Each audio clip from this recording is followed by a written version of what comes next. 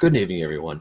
I'm Ben Magnet from the Faith Nerd Podcast, and before we get to episode 308, I'd like to give a special little PSA to all of you today. As you all know, the holidays are here, and it's a time of joy, gift giving, and spending time with your families. But please, just remember, not all of us get to spend time with the people we love. Some of us have to work, so please, for all that is holy, be nice to your restaurant workers, retail workers, postal workers, and for the love of all that is holy, especially your theme park workers, because all of us are suffering, and we really just need a little bit of magic to make our holidays a little bit extra special. So thank you, and enjoy this episode of the Fake Nerd Podcast, which is 308, joined by Brandon McClure, Spark Switty, and Ryan Eliopoulos. How's it going, gentlemen? It's good. It's almost like all of us work at those types of places you just mentioned. I don't know what you mean. I never leave here. No. I live in this screen. He lives with Jake Sweeney. This little box here is my home. There is actually nothing. There's nothing here. Nothing here. Well, there's a bookcase here, but There's beyond that, nothing. What's in the fridge? The fridge isn't real. Hi guys, welcome to another episode of this podcast that we do. Mm-hmm. It is a thing that we do. Real quickly, this coming weeks are going to be a little strange for us. So for just kind of giving our audience a heads up, we're going to try to do one final episode before we go on a hiatus. Probably not going to happen. Nope. Most likely not going to happen. Nope. But we will see Avatar: The Way of Water reviews, or what's that other one? Our holiday annual. Glass Onion will be after that. Our Pinocchio review, maybe. Which one? Pinocchio, maybe. Oh, Pinocchio. That's the one. Pinocchio. Maybe a Pinocchio review. We're going to do our best to do what we can, but we do have a holiday annual that will be coming, as always, on Christmas Eve. And so we'll have that for you guys. We're actually going to be talking about a Christmas movie that day, that special, Violent Night, which came out this weekend. But we are not reviewing it this week. We are, in fact, discussing the first Avatar film, because Avatar: The Way of Water is finally here after 13 years. It's finally coming. Wow. So what this really means is that next week we're probably just not giving you anything. This we're is probably on a hiatus. This is the final episode. Oh yeah, there you go. So there you go. This show is going to go on a very long holiday hiatus. Hey guys, we really appreciate. Let me just take this moment to just say we really appreciate all of your support throughout this year. It's been a tough year for all of us. Things aren't great, but we love doing the show, and we love being able to do the show with you guys, the audience.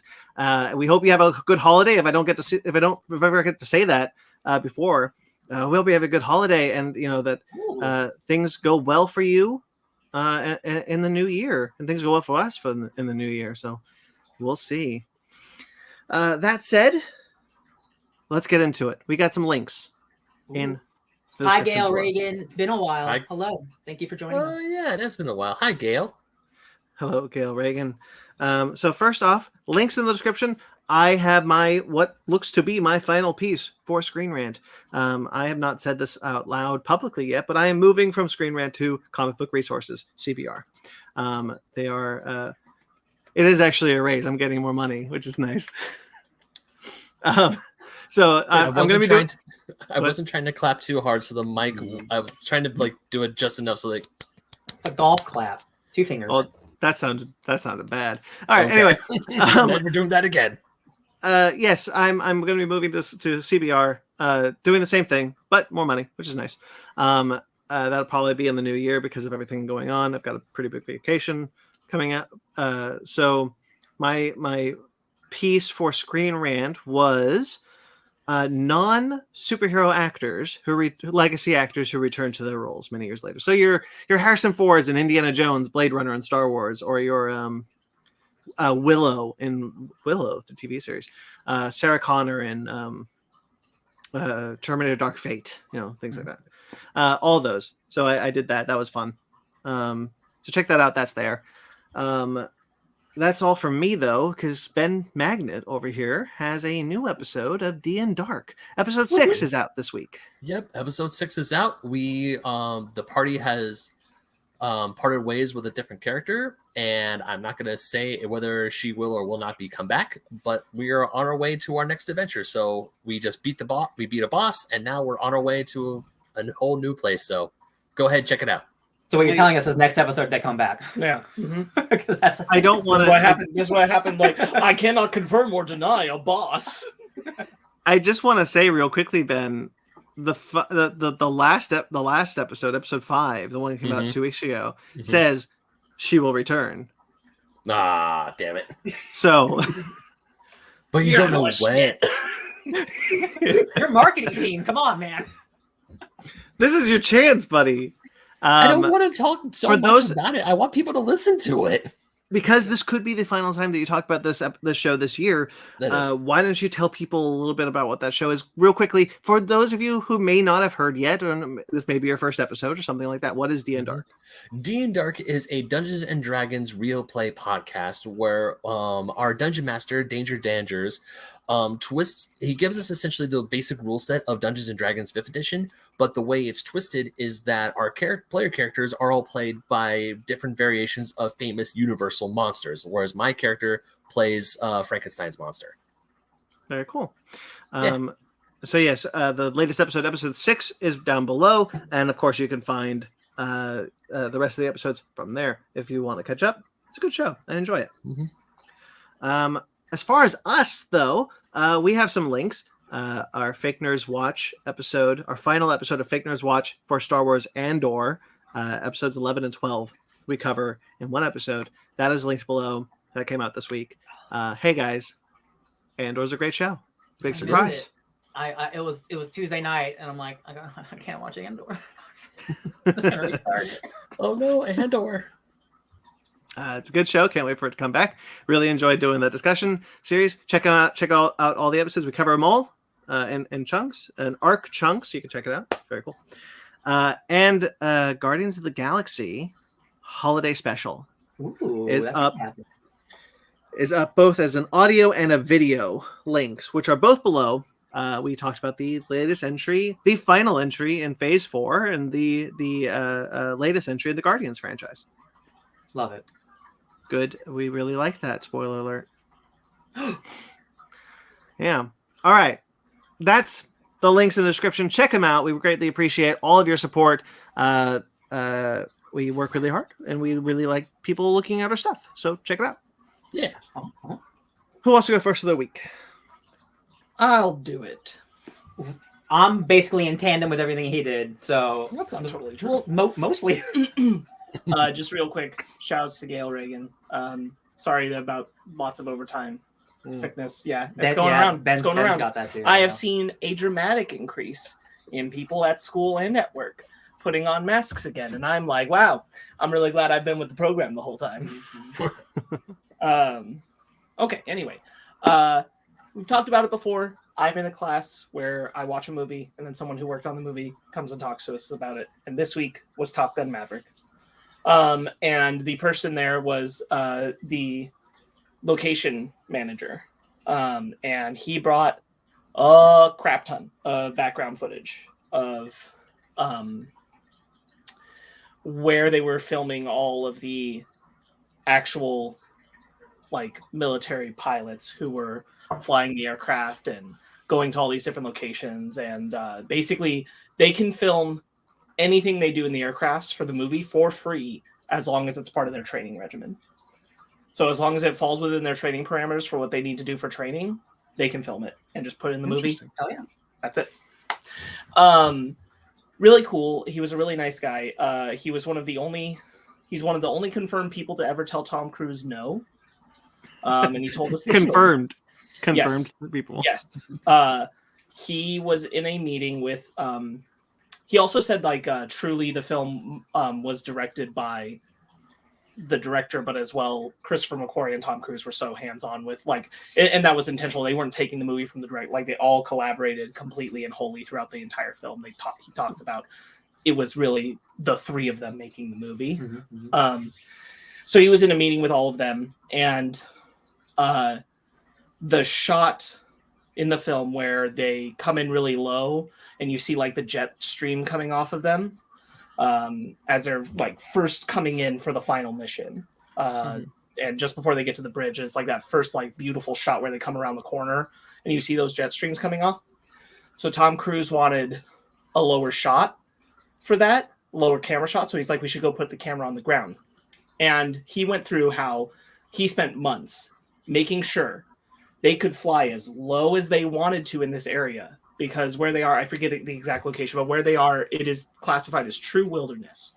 So there was a recommended amount that they're supposed to be in elevation for flying in that area, but it was not mandated. So they could fly as low as they wanted as long as they didn't touch the ground.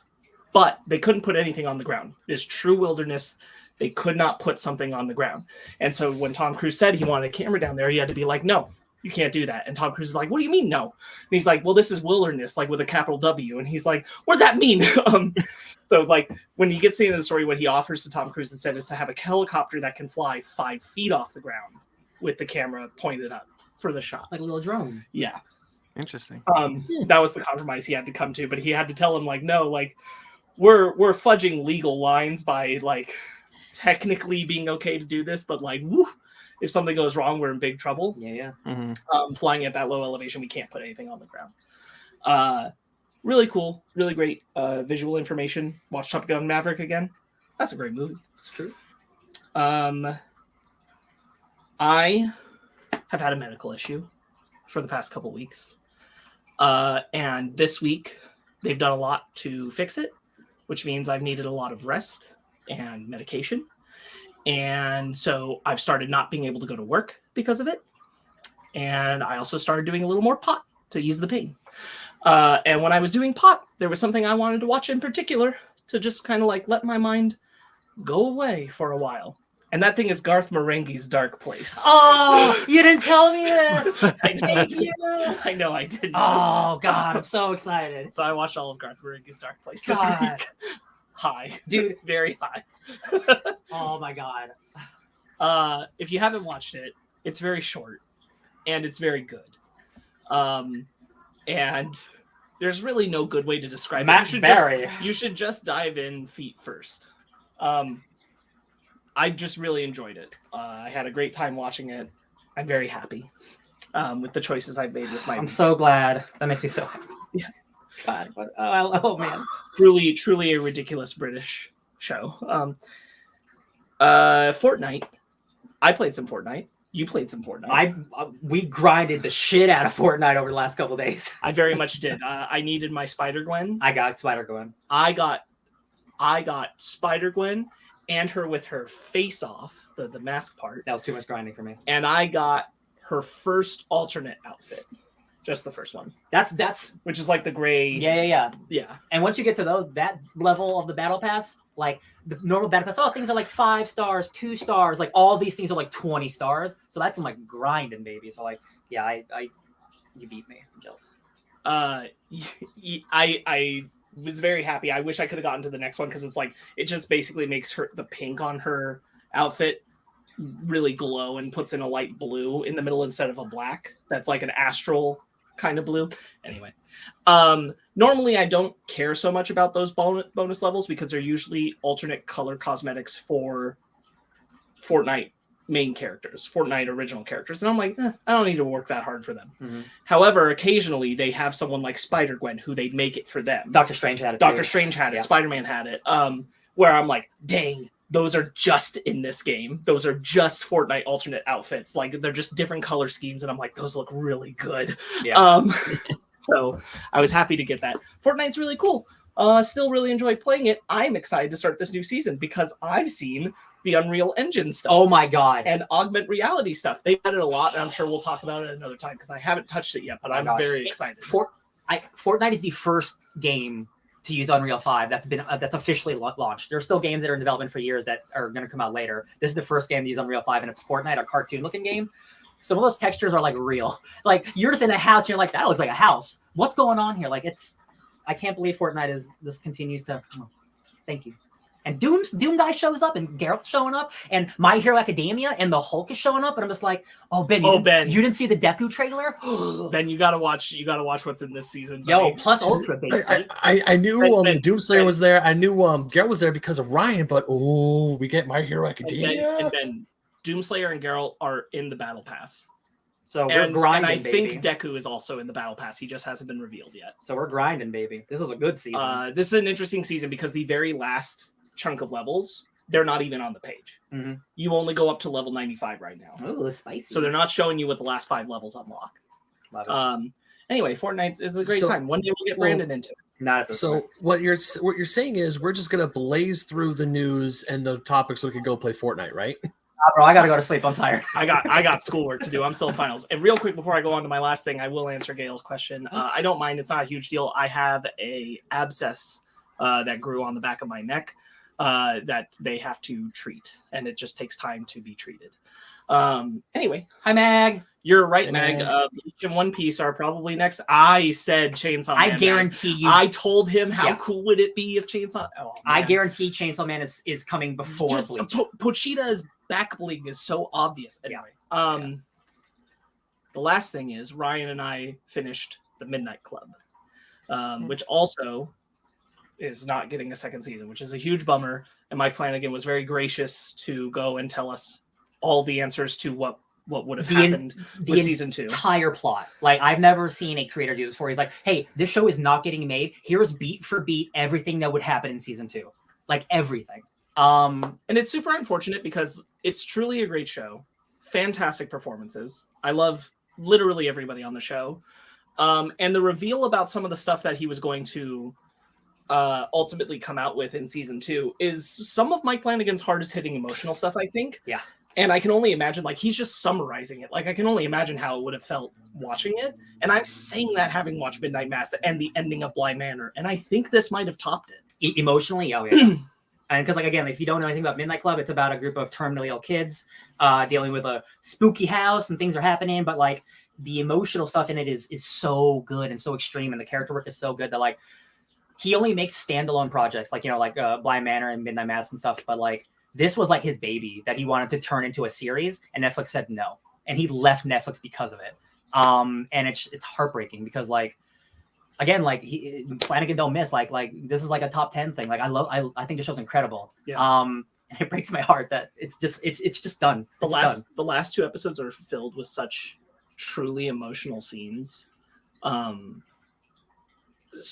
Like, these actors, all of them could go on to do anything. They're all so incredible. They're all A-listers. But some of the emotion that he's writing for them, and then that they're, or that the team, I should say, is writing for them, and that they're expressing is so powerful. Excuse me. If you ever watch the show, I do highly recommend, once you finish the season, going and checking out what Flanagan had to say about where he was going with the rest of it, because his ruminations on death and loss and grief and accepting death as a part of life is, I think, really good. And it's a shame that the whole story didn't get told so that you could feel the full weight of what he was doing. But there's a reveal that would have happened that I think is such a good twist on your expectations of what the show was doing. Is it the soulmate thing? Yeah. It flabbergasts me. Incredible. It's just an incredible show. It's true. We'll talk more about that in the news. I did put that in the news, but yeah, that sucked. I was interested in that show. I'm really glad that we finished the season and that we got to know these answers. It is nice to still know, like, my mind does feel more at ease knowing the answers rather than just, like, never finding out. Because it is not a ending of a show. It is like the season ends, but, like, the last episode sets up a bunch of stuff for the next season. Or just some things are left kind of hanging because other things emotionally take priority. I wouldn't call it a cliffhanger ending of a season. Yeah. But there was still more story to tell. Yeah. So I'm glad that, like, I do feel satisfied even to just have those answers. But I really, really liked it. It's a shame that Netflix is like this. Yeah, it's true. It's not called Stranger Things. It's part of the reason why I always get hesitant to even watch a Netflix show, because I'm like, Are they even going to keep it around? Yeah, but there's certain people I'll turn out for, and Flanagan's one of them. That's all I had to say about it. Did you have anything else you wanted to add about Midnight Club? No, it's just like, again, it's like it is a story about storytelling in a way, where like every episode there is a new ghost story being told. And the way that they're able to turn these stories, that like it's not just like a horror show, like it turns into a sci-fi show, it turns into a comedy, it turns into like it's so many different things. And like I think the thing, and it even makes me like the show even more about what season 2 would have been, because the thing about death specifically is like death in so many shows or movies is final and it's sad. And death in this show doesn't necessarily have to be bad. Death is the end, but it doesn't have to be like the end. And just like specifically like one aspect of death of a character, it was just a paragraph. I wasn't even watching the show. It was a paragraph of him describing death. And I'm like, that's one of the most brilliant like things I've ever seen. And it was just a paragraph of him explaining what it was going to be. It's not my favorite Flanagan show, but it is exceptional. It could have been. Season 2, absolutely. Yeah. I will say, as a quick note, while Ben starts to fade, I will say that one of the main things for me is that because of the storytelling nature, these are terminal kids sharing stories, sharing this moment of knowing their time is coming quicker than it should, and how each character either accepts or rejects or whatever that, and the fact that they created that individually and so well, such full stories for them each individually, and then the concept of the show allows that when one of them has passed, their memory lives in the stories that are still being told. So those actors appear, and there's an emotional attachment because everybody kind of knows that the person in the story is filling that role of the person they've lost. And the way that they're able to integrate that and the respect they have for it is really good. I can't think of another program I've seen that really tackles this idea of a whole lot of characters facing the same kind of approaching end, and how they're all individually dealing with it and also as a group. Like both things exist in tandem with each other. It is kind of like one of a kind. Yeah. It's, man, good show. Before Ryan, you go, or Ben, I shouldn't assume.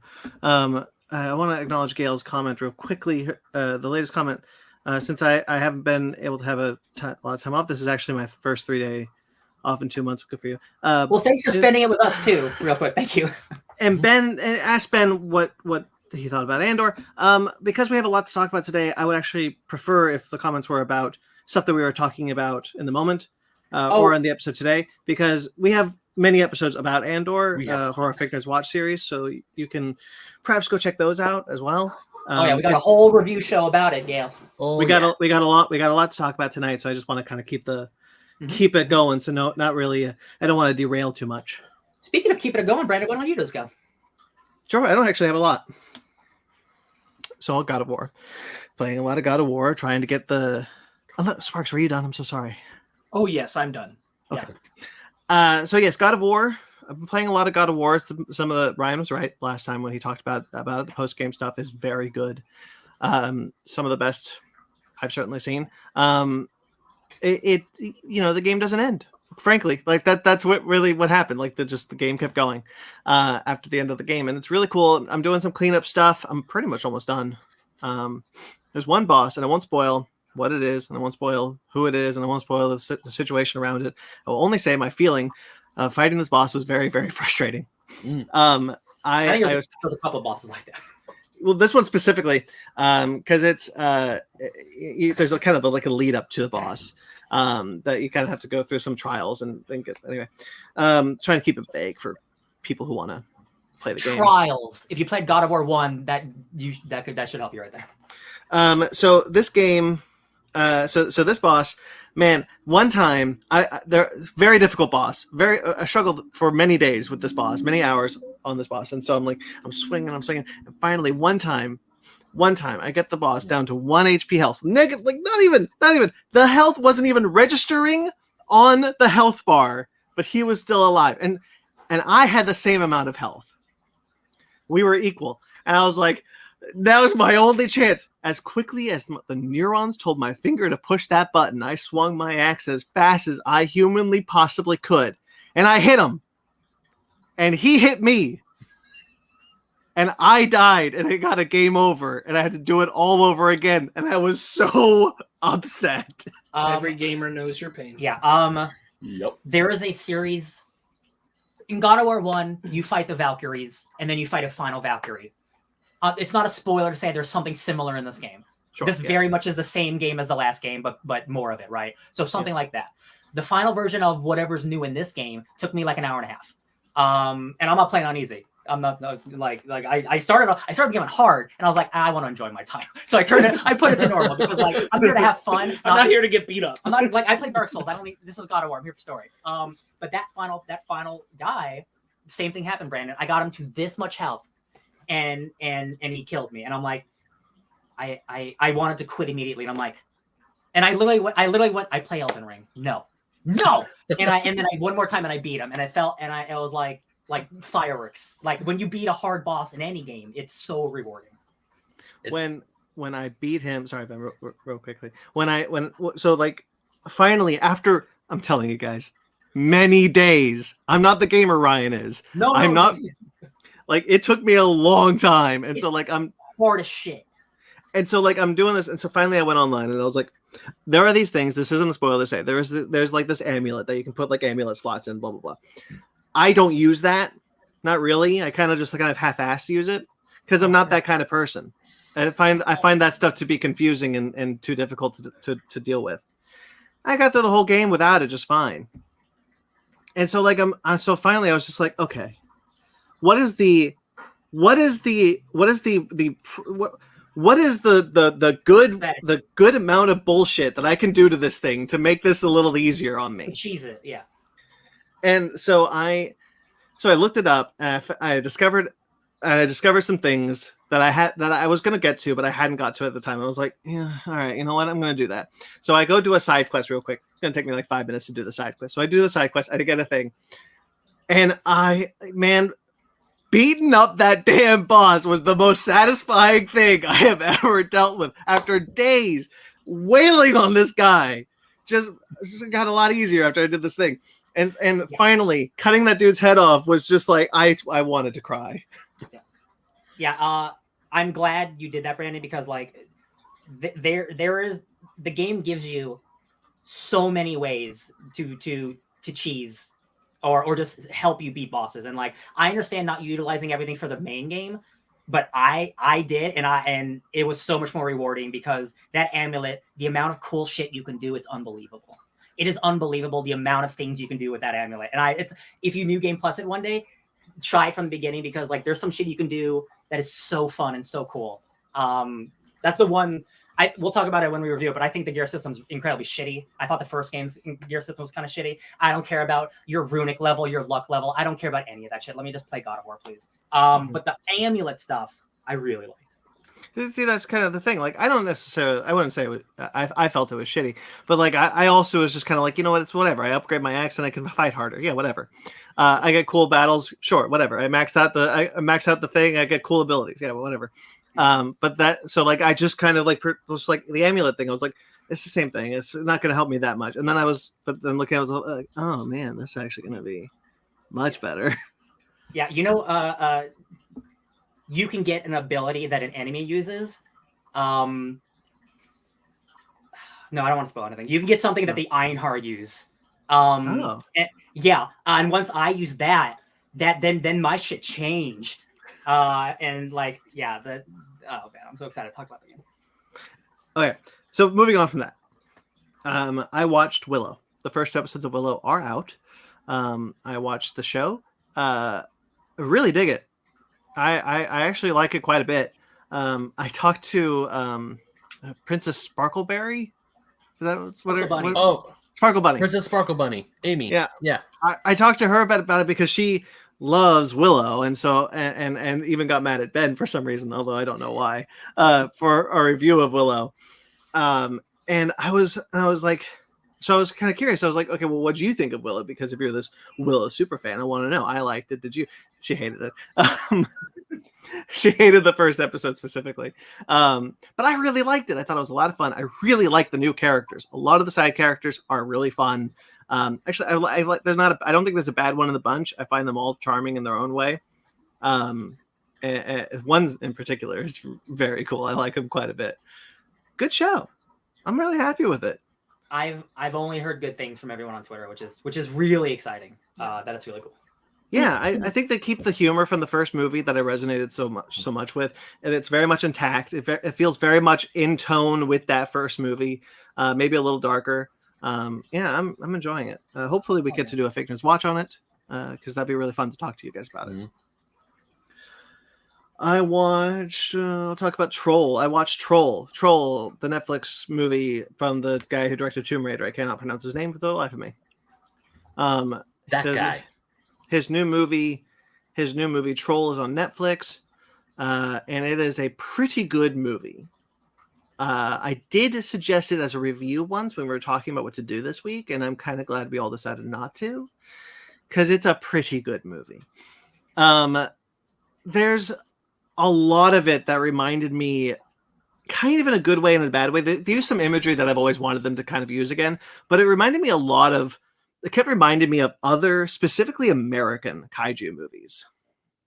So like there's a shot specifically that's straight out of Godzilla 98. And I was like, well, I did not expect to see a Godzilla 98 reference in this movie. Very thematically similar to Godzilla's 2014. The stuff that I like a lot about it was that it does dive into the mythology of trolls, and that kind of becomes how they inform the way to combat the troll is through the mythology. And I thought that was really interesting, using that strength and not just kind of making it a giant kaiju. It is very frustrating in the beginning when they see a troll. Everyone has seen the troll. Literally nobody on Earth has not seen this troll. Pictures of a troll, looks like a troll, acts like a troll. And so everyone's like, what is this that we're dealing with? And someone's like, it's a troll. And everyone's like, no, that can't be. Those don't exist. You get this crackpot out of here. And I'm like, hello? You're looking at it, though. If it acts like a duck and walks like a duck, it's a duck. And it doesn't take place in like the 70s where there's not like cell phones and shit, right? Like it's modern day, right? Yeah, okay. And I was looking at like literally footage of a thing that looks like a troll, and everyone's like, for some reason, it's like, oh, so what? It smells the blood of Christians and hates bells? Yes, because it's a troll. We all saw a troll. I'm glad I'm not a Christian. So like I'm looking at like it's so frustrating when they're just like, get this crackpot out of here. Trolls don't exist. Again, you have seen it. Wild. The fact that that doesn't happen once. It happens many times. And I was screaming at my TV. Lord. All right. Pretty good movie though. If you're a kaiju fan, I actually recommend it. It's fun. There's some good stuff. The CGI is great. All right. I watched The Fabelmans. Sparks, you talked about The Fabelmans a couple weeks ago. I finally got to go to the theater and see it. Brilliant Spielberg movie. This is him operating in a way that I have not seen him do in a very long time. He is very personal in this movie, and it comes through, the way he frames shots is so unlike anyone. People were talking about it when West Side Story came out, but it bears repeating. The way he frames shots is so unlike any director, especially modern directors. Like they're even his contemporaries. Like frankly, like the way he shoots a movie like no one else does. There is something that I saw. I was like, oh, Super 8. Mostly J.J. Abrams took the imagery from him and not the other way around. Oh yeah. There's a great cameo. Will not spoil.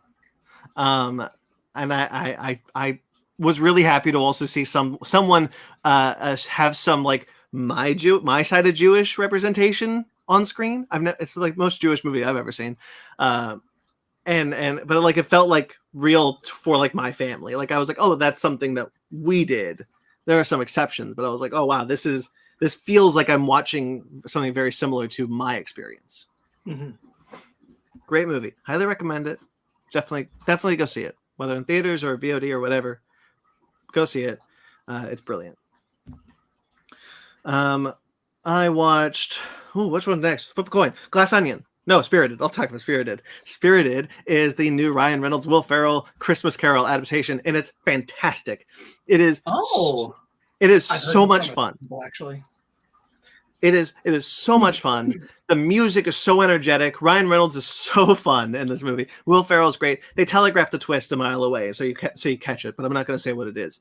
But quite good. Honestly, one of the most fresh takes of A Christmas Carol I have ever seen. And I've seen literally all of them. I've watched every Christmas Carol adaptation. I like that book a lot. I will watch any adaptation of it. But it was really nice to see something like this. For those of you who don't know, though, Spirited is a musical adaptation of A Christmas Carol in a sense that A Christmas Carol is a real thing that actually happened, and the ghosts continue every Christmas to A Christmas Carol people. So every Christmas, and now they've chosen Ryan Reynolds, who is the worst of the worst, and so they've chosen Ryan Reynolds to A Christmas Carol. And it's not as easy as they thought it would be. And Ryan Reynolds is very fun. Will Ferrell is great. They got great chemistry. It's really nice to see Will Ferrell in a musical again because he is a performer, like a song and dance man. And he hasn't done a musical since The Producers. That's right. Yes. He's the German in the Producers. Yep, I remember. So that was really cool. Ryan Reynolds can really hold his own in a musical. This is his first musical ever. His first time singing, which kind of shows in one song specifically. But otherwise, he's very fun. I liked the movie a lot. And I've listened to the soundtrack on repeat since I've watched it. He was listening to it when I came into the green room today. Yes, I was. Yeah, I'm texting someone and I'm bobbing my head to the soundtrack. And I just look up and Ben's there. And I'm like, oh, how long have you been there? Yep. Long enough. Yeah, I really liked it. I recommend it for those of you who like Christmas movies or Christmas Carol or Will Ferrell, Ryan Reynolds. Like, there's a lot to like. There's, I can't sing its praises enough. Delightful film, delightful movie. Really liked it. And I'm going to be quick about this one because Glass Onion. I finally got to go to theaters and watch Glass Onion. One of its like second to last day in theaters.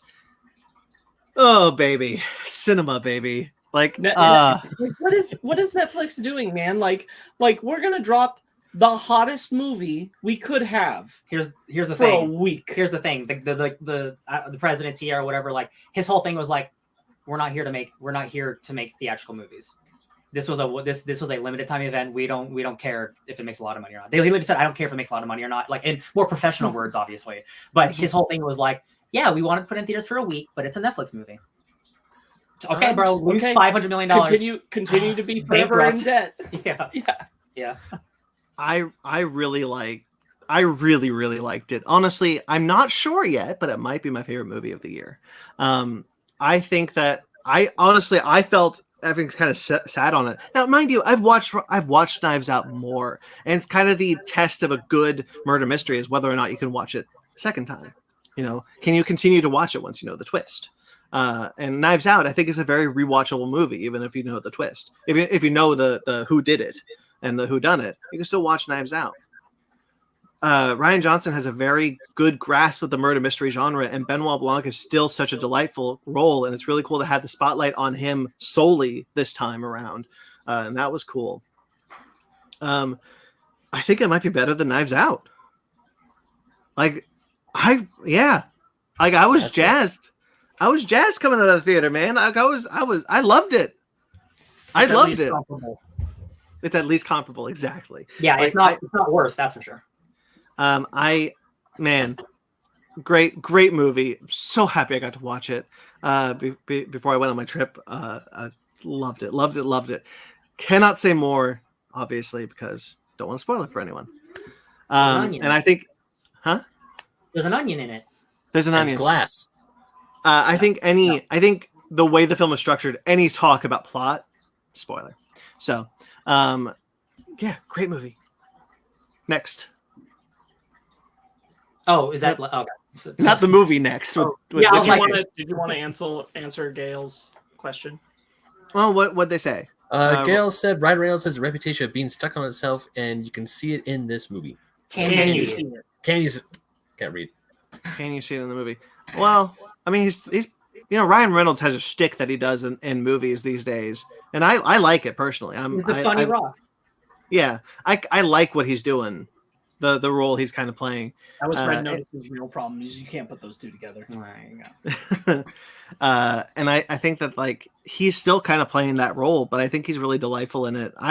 I don't know anything about his reputation, honestly. Like I don't really think I've heard anything about it. Maybe I'm not looking, but I liked him a lot in this movie. Spirited. Oh yeah. Who wants to go first? Who wants to go next? I'll go first. So I did everything Sparks did, and then much to Ben Magnet's happiness, I'm sure, I got really hard at the Pokemon this week. Not the card game, but there's a thing in the Pokemon community called the Nuzlocke Run, and a Nuzlocke Run is if you play Pokemon, there's a bunch of different areas. There's like dozens of little areas, like Route 1, Route 2. Here's a city. Here's a like blah blah blah. A Nuzlocke Run is you can only catch one Pokemon in each area, and it is the first Pokemon you encounter. And if you kill that Pokemon by accident, you don't get to catch a Pokemon in that area. You have to just move on. Also, if your Pokemon faints in battle, which happens regularly in Pokemon battles because you're fighting people, if your character faints, it dies and you have to release it from your party like a Fire Emblem or an XCOM.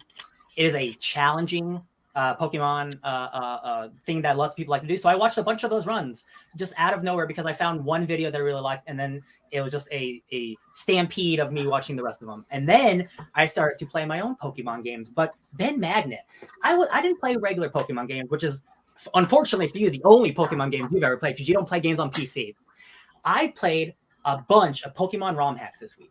I saw you post something up on Twitter. I'm like, I don't know what that game is because it looks like a Game Boy Advance, but it's a ROM hack. So it's a game that doesn't exist. So I played 2 games. I played Pokemon Gaia and Pokemon Unbound, and I probably put like 6 hours into one and like 8 hours into another or so. Those are games where even though it's based on the original Pokemon Fire Red, it has every single Pokemon ever created into it. It has 700, 800. It doesn't have the newest Wii ones, but it has gens 1 through 7 all in one game.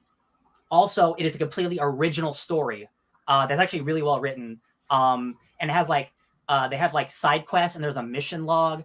There's so many like quality of life things. And like it almost makes me like never want to play a regular Pokemon game again because like fans are making better games than the Pokemon. What are the Game Loft? What's the company? Game Freak. Game Freak, thank you. They are Game Freaks. Like having fans like fix the problems that the Pokemon games just don't ever want to fix is really, really cool. And I forget I played one of them where it's just a compilation of all the games in one. So you can literally go to Kanto, Johto, Hawaii, England. You go to all the places, all the Pokemon, and it's in one game. And because Game Boy games are so small, it's like half a gig of a file. You download it instantly because it's like it's a Game Boy game basically. And it's just really impressive. And I played a lot of Pokemon, and then I had to start going to work, so I didn't play any more Pokemon. So that's my week. There's this one Pokemon ROM hack I want to try and get my hands on because it's the setting of the story is very interesting. It's essentially you, the player, becoming a gym leader. Yeah. I've seen. Yeah, because that's to me that sounds rad. Because there are times I'm playing Pokemon because the only thing I did my week was just play Pokemon Scarlet, and I was like, how does one become a gym leader? How do you what is the process of becoming a gym leader sanctioned by the Pokemon League? How does that happen? But this ROM hack, someone made a game where you become a gym leader. Hell yeah. The one that I'm probably gonna play next is it's called Pokemon Rocket, and you're playing Pokemon Red, the first game, but from the perspective of a Team Rocket member, and you are part of Team Rocket starting as a grunt, and you can steal other people's Pokemons during battles, and you play the game long enough, you eventually become the leader of Team Rocket, and that's the trajectory and storyline where you fight like Giovanni and stuff. So that sounds incredible, and apparently it's really well written, and I'm just I've fallen, and I'm someone who, oh my god, Ben, for I've been playing Pokemon since I was like 8 years old, from very young age. I've never cared about stats. I've never cared about min-maxing, anything like that. I don't care about status effects like Sand Attack or Tail Whip. I get that defense shit out of there. I only want to attack. Now that I've discovered Nuzlocke runs where you actually have to be strategic, because if your character dies, they are gone forever. It's made me really appreciate Pokemon in a way I've never had before. Because there are people who like professional Pokemon players, like stats are incredibly important, and speed is super important, and like having the perfect team with the perfect set of moves is like critical. And it just like it like opened my eyes in a way that like I've never thought about Pokemon before, because I was always just like, okay, go get a cool Pokemon, get the hardest attack, kill the guy, and that's all I've ever played Pokemon as. But like this new defensive strategy has entered my mind, especially with the Nuzlocke run, because like you can't just shoot your shots like it's nothing. You have to be strategic. And like I really desperately want to do one of these runs with you, Ben, but our schedules are so anti that. But it's so fun, and it's like watching like a compilation stream of somebody playing the entire game, and then like they get halfway through, and then all of their characters die and they get team wiped, and then you have to restart the game. If your entire team dies, you have to restart the game. That's one of the rules, and that's like devastating. That is like an XCOM. Or then you play Fire Emblem where your characters die and like you die. And it's like I wish Pokemon would make a game like this. But like since they're not, like fans have been doing it since PCs have been around, so it's like forever. So like it's just really incredible, and it's like I'm back into Pokemon. I'm not touching the cards, sorry, but Ben, we can play Pokemon games multiplayer together. We can do what they're doing now in the original games through the PC, and it's just like Pokemon's cool, y'all. It is. Pokemon is rad. Real quickly, I just want to acknowledge Gail's last comment here. Yes, there is a slight delay towards the stream, so you won't see this for a bit, but there's like a 5, 10, honestly maybe 15-second delay between what we say and then what you hear. So keep that in mind. Yeah. What was I gonna say? Pokemon.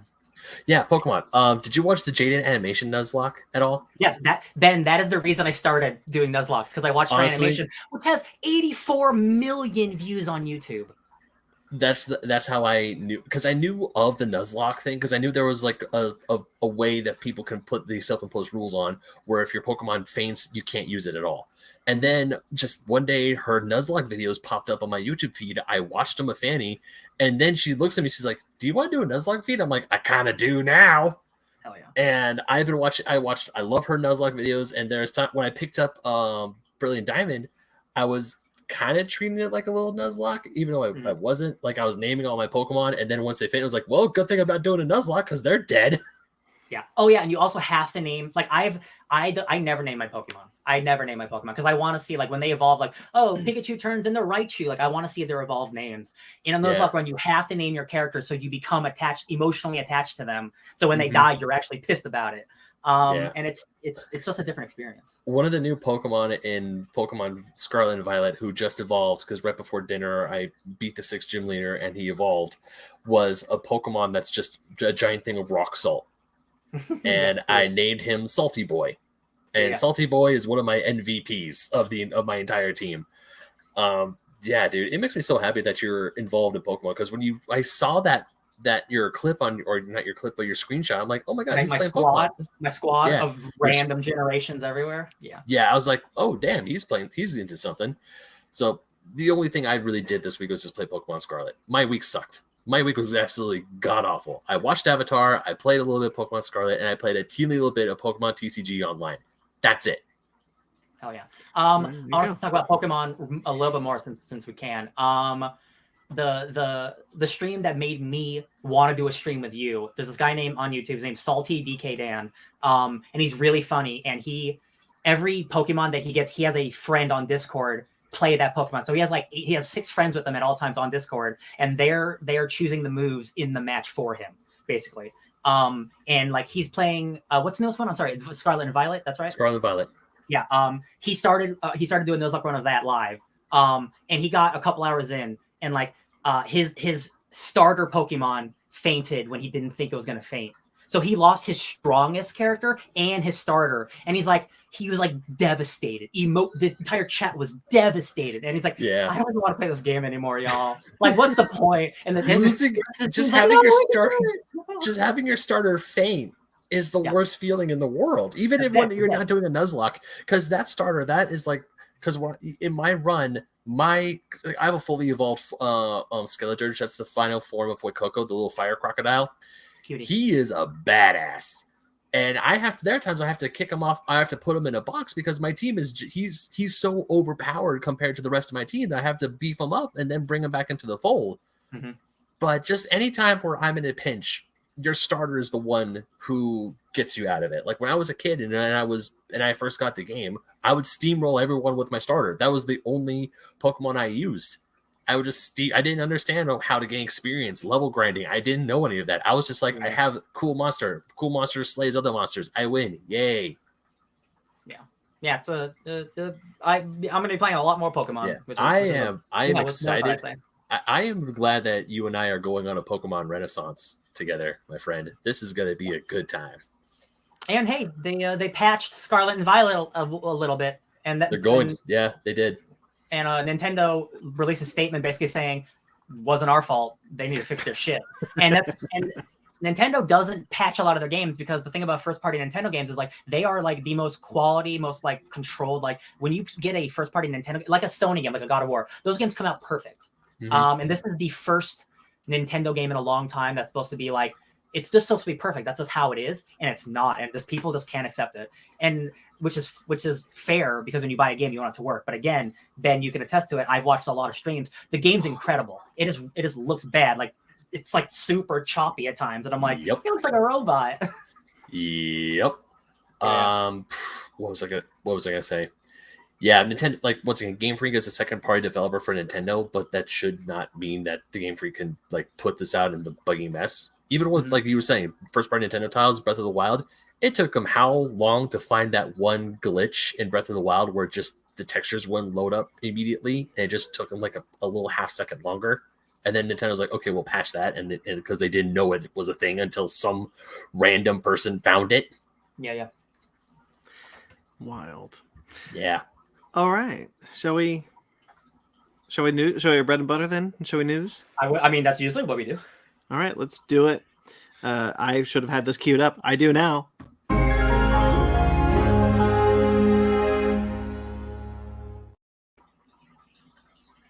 Also, Gail, it's perfectly all right that your baby is in your lap. We got a baby in our lap right here. All right, so some A fur sad... baby. Oops. It's just a baby, Ben. It's just a baby. Okay. All babies. There's no... Babies have hair on them, so they're technically fur babies too. All right. Some sad news up top. Clarence Gilliard Jr., who played Theo in Die Hard, probably most famously, tons of television shows, tons of movie appearances. Walker, Texas Ranger was in almost every episode of that show. Passed away at the age of 66. Yeah, he's the smart safecracker guy in Die Hard. Yeah, it's a good role. Yeah, I liked him. I liked him a lot in that movie. I never saw Walker, so I can't say I ever saw him in that show. But yeah, sucked. 66 is not. There's no age at all these days. Yeah. Christine McVie, the singer, songwriter, keyboardist for Fleetwood Mac, passed away at the age of 79. Yeah, sucks. Yeah. I love Fleetwood Mac. Me too. It's one of those things where like David Bowie's passed, like Prince's passed, and like those are two of my those were some of my biggest like musical loves. And then this is like another one. Like I love she's not the first member of Fleetwood Mac to pass, but it's been a while. And the rest of like not to be rude, like the main people, like the famous people, they're still around, like Buckingham and Stevie Nicks and Mick Fleetwood and stuff. But she was an incredible talent. My favorite story of hers is she wrote a song called "You Make Loving Fun." So real quick, Fleetwood Mac, one of the most tumultuous, dramatic bands in history. They're one of the greatest albums of all time, rumors. It is inarguably one of the greatest albums of all time. Was made during a time where they're all having affairs, they're all doing drugs, sex, drugs, rock and roll. Their lives are miserable, but they're still a team, and they wrote through the trauma and the drama, and they created one of the greatest albums of all time. And like it's so dramatic, and like I'm just waiting for the movie to come out, which will eventually happen, because like everything gets dramatized. But "You Make Loving Fun" was written about the man she's having an affair with, and then when her husband confronted her about it, she said she wrote it about her dog. If you listen to that song, it's not about a dog.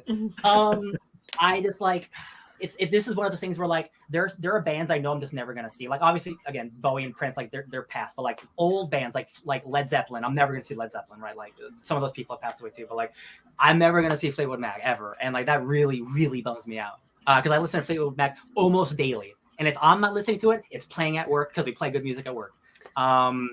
Yeah, this one is a big old bummer, and it just makes me realize that like, oh yeah, they're all those people are old. They're all in their 70s. So it's only going to get unfortunately sadder from here. But great stuff. Yeah. Sparks, did you want to add anything? No, I think he covered it pretty well. Ben? Yeah, Ryan hit the nail on the head. Gail also agrees with you. I cried when she died, and she had a great voice. Yeah. His comment, their comments there. Also, they love Sparks' cat. Yes. Al Strobel. Philip Gerard on Twin Peaks. Yep, this is the Sparks and I joint. 83. He was old in that show. I'm not familiar with his work outside of Twin Peaks, but most like any character in Twin Peaks, every character is incredibly fun or crazy or wild or has some importance, no matter how big or small. Him being the one-armed man, he's very memorable and he's essential to Fire Walk with Me. 83 is it's up there. He will always be a part of me. Fire Walk with Me. Yeah. I'm choking. Sorry. No, it's okay. You okay? Yes. Water went down the wrong pipe. Well, yeah. All right, so let's move on to some other things. Ballerina. Probably not a surprise to find out that Lance Reddick will be reprising his role in the John Wick spinoff. Good for him. The concierge. They also confirmed when it takes place between John Wick 3 and 4. Oh, that's cool. I wonder if she's going to be in 4. In any way. Oh, maybe. Did you see the poster they released for 4? That's an awesome poster with like the bullet. It's like his tie is an hourglass, but instead of sand, it's bullets. That's pretty cool. Yeah, it was pretty cool. The Lord of the Rings, The Rings of Power, had a major casting announcement this week. The big thing is that the actor who plays Adar, Joseph Mawle,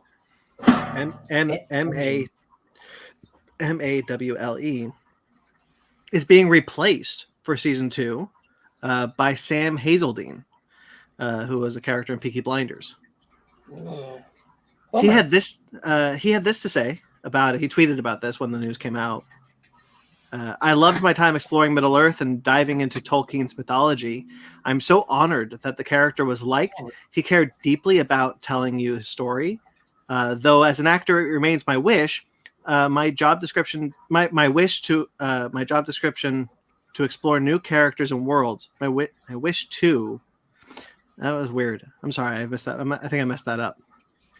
Anyway, wishing all the best to the cast and crew for season 2. I'll be cheering you on from the sidelines. It sounds like it was his decision. It could be scheduling. Could be like his role wasn't as. Maybe he read a script. And he's like, I don't need to be in this anymore.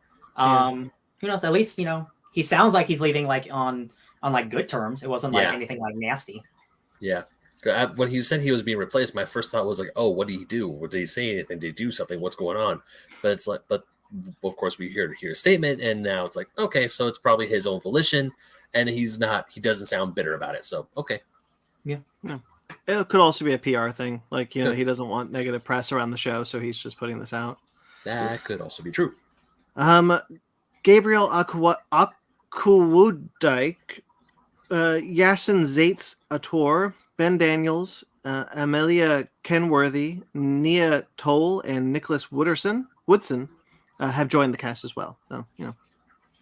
So those are all names. Those were all names. I did not see anything I recognized those people from.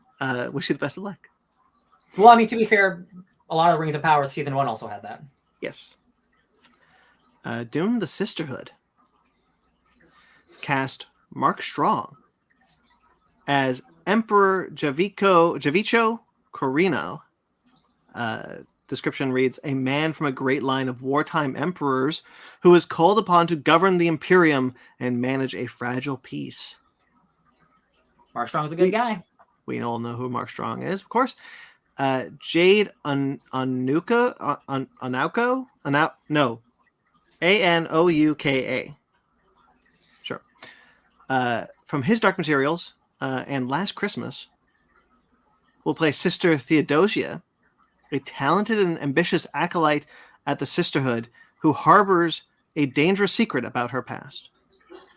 Ooh, And then Chris Mason from Broadchurch and Riverdale will play. Actually, interestingly enough, same amount of episodes for both those shows. 7 episodes. Kieran Atreides will play Kieran Atreides. I was like, wait, his name's Kieran Atreides. Will play Kieran Atreides. No, Chris Mason will play Kieran Atreides. Oh, okay, gotcha. That Atreides and the Kranos. Yeah, these are all. Man, we're just doing House of the Dragon, baby. Let's do it.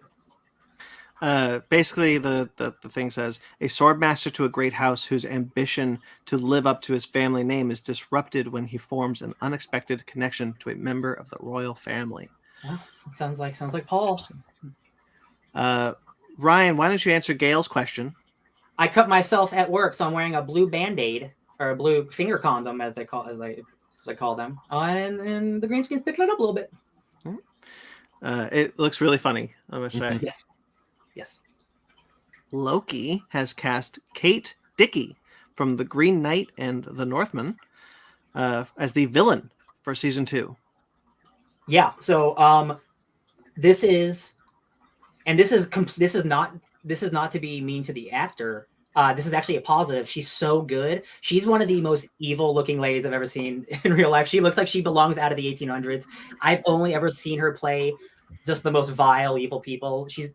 I'm sure she's really lovely. She's got like resting evil lady face, and she's so good at being an evil lady. So the fact that she's going to be like, who knows? Like, people are speculating because like her facial structure, she's probably going to be some version of evil, like another Loki or a Sylvie, which makes sense. A evil British lady, or she could be anyone else. But like, that's stack casting. So like Loki is in good hands. Yeah. Daredevil Born Again has cast Michael Gandolfini in a major role. That's all we know. Yeah, he's playing Wilson Fisk's son, Richard Fisk. There's no way he's not. I'd be shocked if he's playing anyone else, considering the Rose, Richard Fisk's son, is really prominent now. He was in their most recent Daredevil stuff and Devil's Reign, the big event that is really great that everyone should read. So yeah, it makes sense being born again. I've got a son. I got a blah blah blah. I'm like, cool. It's been a number of years since we saw him last, so he probably does have a kid. I mean, like yes. I mean, the kid's like the actor's like 30 years old, so like I'm sure he would have had. Yeah, interesting. Yeah, he's not a young kid. He's an old man. He's our age. Yeah, I didn't think about that. Yeah. Either way, I'm really excited that Daredevil's coming back. You saw he also talked about Foggy and Karen today. Charlie Cox. Yeah, just basically said that they were the backbone of the show.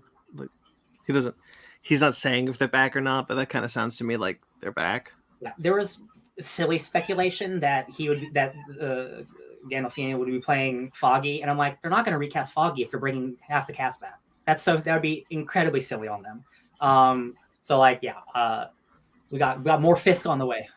I feel like Charlie Cox would push to bring them back. Oh yeah, I don't think he would have done it, honestly. Yeah. All right.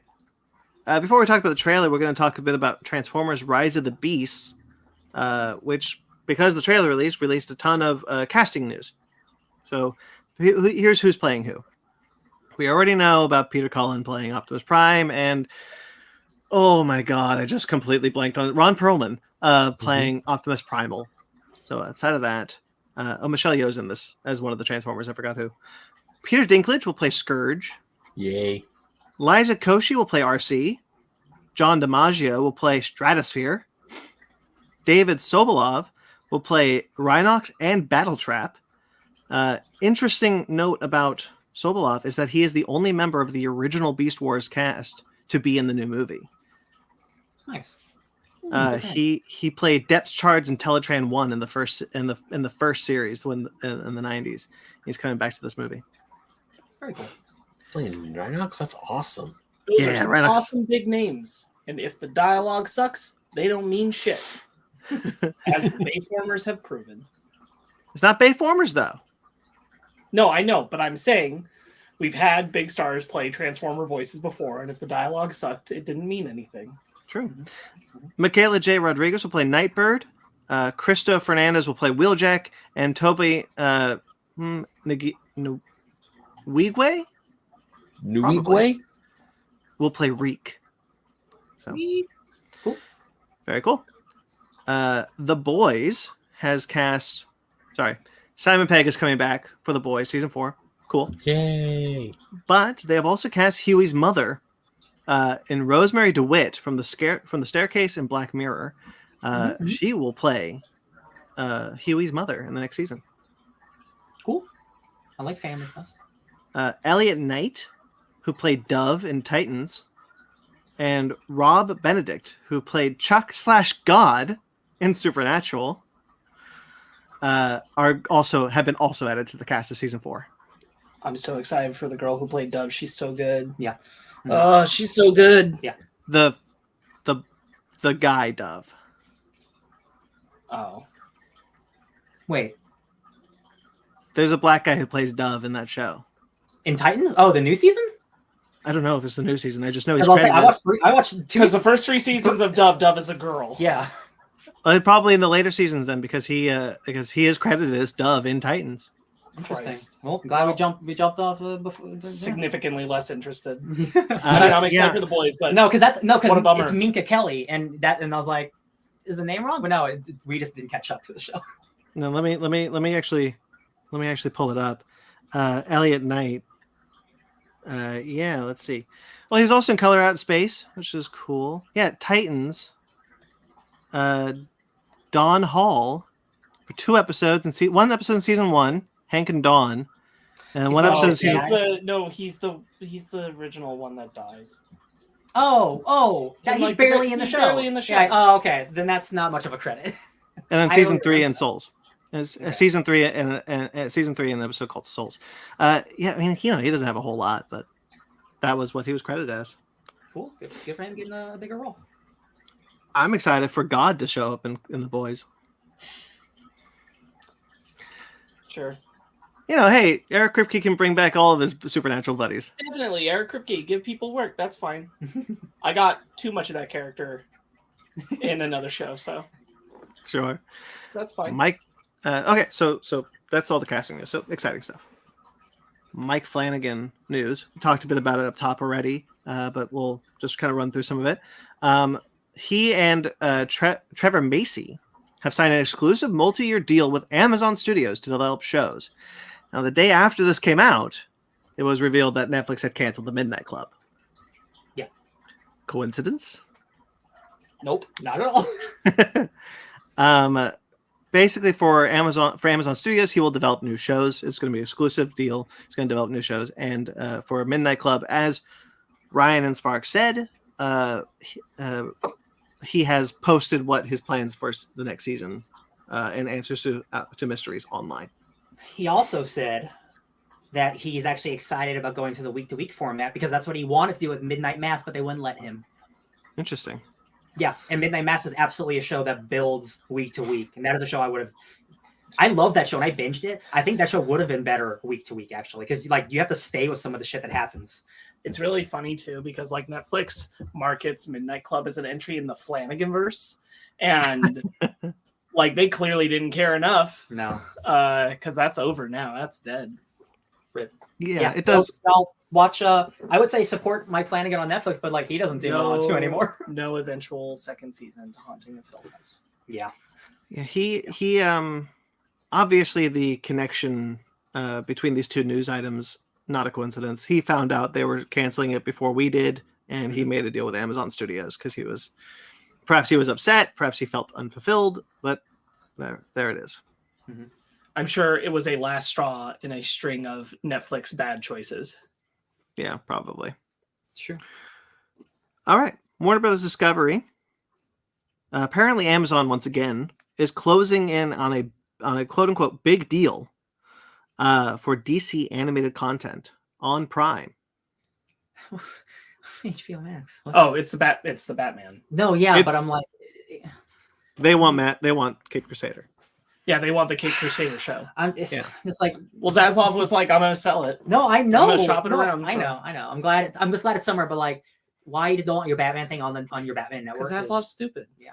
Because Zaslav's stupid. But it goes back to like we're looking at like Amazon probably said, okay, we want Cape Crusader and everything else. So whatever you're gonna make next goes to us. Yeah. Yeah. But I mean that still gives Warner Brothers money because now Amazon has to license it. It's they have to pay a certain amount to keep that content. So, I'm just like Zav's just a funny person. Like, you know what? You know that new Batman thing? We don't need it. We don't need it. I don't look. He's done one good thing in his entire run there so far, and that's putting James Gunn in charge of DC. Yeah, but we've talked on length about the stupidity of Zaslav, and I'm just like, I'm sick and tired of it. I'm done. I don't like it. I don't like them all. We'll why can't Warner Bros. Discovery can't do a Disney on him? Get him out. Ben, I'm sorry. We'll be hearing about him for a while. Nah. He is Warner Brothers. He is Warner Brothers Discovery. There's no one above him. Yeah, no, that's the part that sucks. Okay. Give it a couple years. Maybe like they'll do an Iger. They're like, we got to get rid of this guy. Legendary Pictures. We heard a little while ago that Legendary Pictures decided to end their partnership with Warner Brothers, or it was coming to an end. They decided not to renew. But everyone was wondering where they were. I was hoping for Paramount. Just putting it out there. But Sony Pictures has partnered with Legendary Entertainment and will have a multi-year partnership with them for the time being. That said, Legendary will continue to work on select Warner Brothers properties. I assume that means they just want to keep working on Dune Part 2 and the Monsterverse films. They said specifically those two are the things that they'll keep working on with Warner Brothers. Yeah, so that makes sense to me. Mm-hmm. Ben is going to be going for a bit of a ride. I got that from his wordless speaking. Well, I just wanted to tell the audience in case Yeah, he muted himself. He muted himself, then said, "I'll be right back," and then left. Okay. Well, Legendary, I hope you can make some good stuff with Sony. I really do. Mm-hmm. At the Mountains of Madness had this isn't necessarily news, but I wanted to put this one on here because I think it's pretty cool. At the Mountains of Madness is something that Guillermo del Toro has wanted to make for a very long time. Mm-hmm. And he has spoken, and having been stopped at every turn to make this movie, he now has approached Phil Tippett, the genius Phil Tippett, Mad Dog. About turning At the Mountains of Madness into a stop motion film.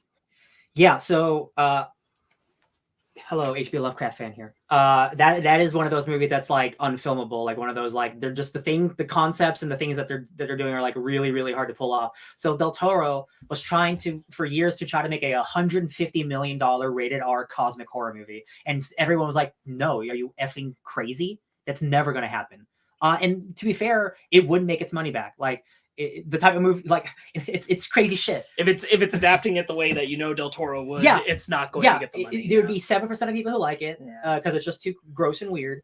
So this is, and I haven't watched Mad God yet, Phil Tippett's newest thing, but like apparently people love it and it looks great. So like, you can make this a cheap, like not that something is cheap, but it's cheaper than $150 million big horror blockbuster. It's honestly probably going to be more effective. And and you wouldn't have to rely on like intense CGI. Like it actually makes perfect sense. Like either animated or stop motion is like the way to go. This is stop motion even is better than animation for this specifically. This is because it reaches into that like. Even good stop motion makes you a little uncomfortable. Mm-hmm. It just does. Like seeing it in action makes you a little bit uncomfortable. You might forget about it when you're watching Paranorman, but like for a split second, you'll go, that looked weird. Yeah. And it will always happen. And so I think stop motion is even better than animation because it is inherently mildly uncomfortable to look at. God, I hope Pinocchio does well enough where he's like, let me do this. Yeah. I think there's a lot of buzz around Pinocchio, and I do think that Del Toro has found a good partnership with Netflix. Yeah. Who knew? Because Del Toro... And who knows how long it'll last, because those things come and go like the breeze. Exactly. But it's really nice to see Guillermo del Toro at probably his most creatively free he's ever been. Sure. And that's really cool. And if we can get at Mountains of Madness because of this, yeah, bring it on. I desperately want him to make that movie. I can't wait. Yeah, I can't wait. Guys, I can't wait till we don't know it's coming, and then we get a trailer. Yeah, no, that's when we know that it's real. Yeah. And if you guys don't want to wait for In the Mountains of Madness, you can watch In the Mouth of Madness, which is John Carpenter's 1995 Sam Neill horror movie. That's kind of the same, but very different. So check that out. Cool. Gorgo. Bless you. Do you guys know who Gorgo is? I know who Gorgo is. Unfortunately. Gorgo is a monster, as a giant monster that I really loved as a kid. I really like that movie. Haven't seen it since I was a kid. Don't know if I still like that movie. But something that excited me is that a company called Titanic Creations had been teasing what they were going to do with Gorgo. They've recently received the rights to Gorgo and were probably going to make a toy. Well, they're making a toy of Gorgo. Cool. But they are also in development of a sequel graphic novel to the original movie. So we'll continue on. And a new animated film set to come out in 2024. It's really funny. Cool. Cool. I like Gorgo okay while recognizing what Gorgo is, which is that Godzilla King of the Monsters came out in the United States. It did really well. They didn't expect it to, and they were like, oh, well, but I kind of hate that it has that, Japanese feel because they made it, and we just kind of doctored it. Let's make one that's ours. And that's all Gorgo really is. And it's fine. It doesn't hold a pale to Godzilla because even for the time, like compared to other films that were being made at the time, like them, it doesn't bring in the radiation narrative anywhere near as well as American contemporary films of the time, let alone the original Gojira. Mm-hmm. So I'm like, who needs Gorgo? Like Gorgo's fine, but it's up to time. Who needs to go back to Gorgo? Also, I don't think he looks very cool. Sorry. I just think it's funny because I just Googled Gorgo because I had no idea. I've never heard of this monster before. Yeah. First thing that pops up on my Google search is Gorgo, Queen of Sparta, wife of King Leonidas I in 489 BC. Yeah. Nope, try again. Gorgo, now, American kaiju film. No, I scrolled down. It showed up. Hold on. Now look at that picture of the monster and read that again with that in mind. That's very funny. That's the graphic novel. You ruined it. You've ruined it. I'm so sorry. I'm so sorry. Look, I'm excited. I really like Gorgo as a kid. It's kind of not a nostalgia for me. I think that the fact that we're getting new Gorgo is quite honestly insane to me. Yeah, I agree. But in a different context. Not everything has to come back. I agree with you. This is maybe something that should have been left alone. I've wanted more Gorgo for years. Look, all I'll say, Brandon, is maybe watch Gorgo again and then see how you really feel. I'm really upset. Kaiju Ramen promised me a Gorgo episode. Not Kaiju Ramen. Kaiju Weekly promised me a Gorgo episode, and then they stopped making episodes. What are you going to do? They knew Gorgo was coming, and you're like, we can't do it. We can't. No more Gorgo. They're like, oh shit, Brand's coming. Cut it. Yeah, it's so funny. Okay, like, look, there have been like people in the kaiju circle who were always like, man, it's just a shame that Gorgo never got to face off with like Godzilla or Gamera, and I'm like, what are you talking about? Like, that's like saying, gosh, I'm trying to find the best possible comparison. That's like saying Howard the Duck should have gone up against Brainiac. Like, what are you talking about? This makes no sense. Neither of these things should ever be in the same sphere, even as a joke. Like, they're not. I don't want to see Gorgo fight another monster. Yeah. Especially a monster that illegally cannot go against. Like, who the hell is going to watch a Gorgo versus now? Gamera versus Godzilla would sell gangbusters. No, absolutely. But that's Gamera like, versus Gorgo. it's these people who think like Gorgo's even in the conversation, and I'm like, Gorgo is not welcome to the conversation. He does not enter the chat room. He wasn't invited to the convention. Nobody wants him here. No ticket. Okay, anyway, real quick, Gail, I think you were talking about Lovecraft Country, Yeah. and I just want to say that Ryan loved it, I loved it, Brandon loved it, and you can check out a Fake Nerds Watch where we talked about it. Got a whole thing for you. Yeah, Lovecraft Country is a really good show. He also asked, what was your favorite movie so far this year? I already said up top, Glass Onion, most He likely. believes it's Glass Onion. It might change. You'll find out in our holiday, after the New Year. It's true.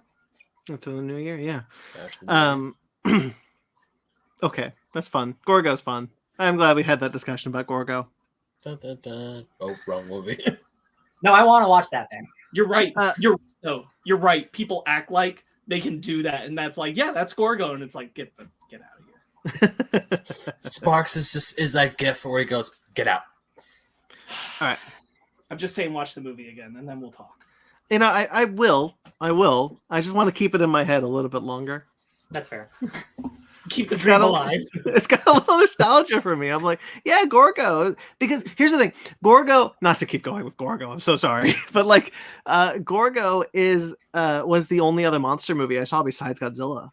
Like, I hadn't seen any other monster movies that weren't Godzilla. So like, I get it. that's where it has like that nostalgia for me. Sure. I was like, there's other ones. One Punch Man. One Punch.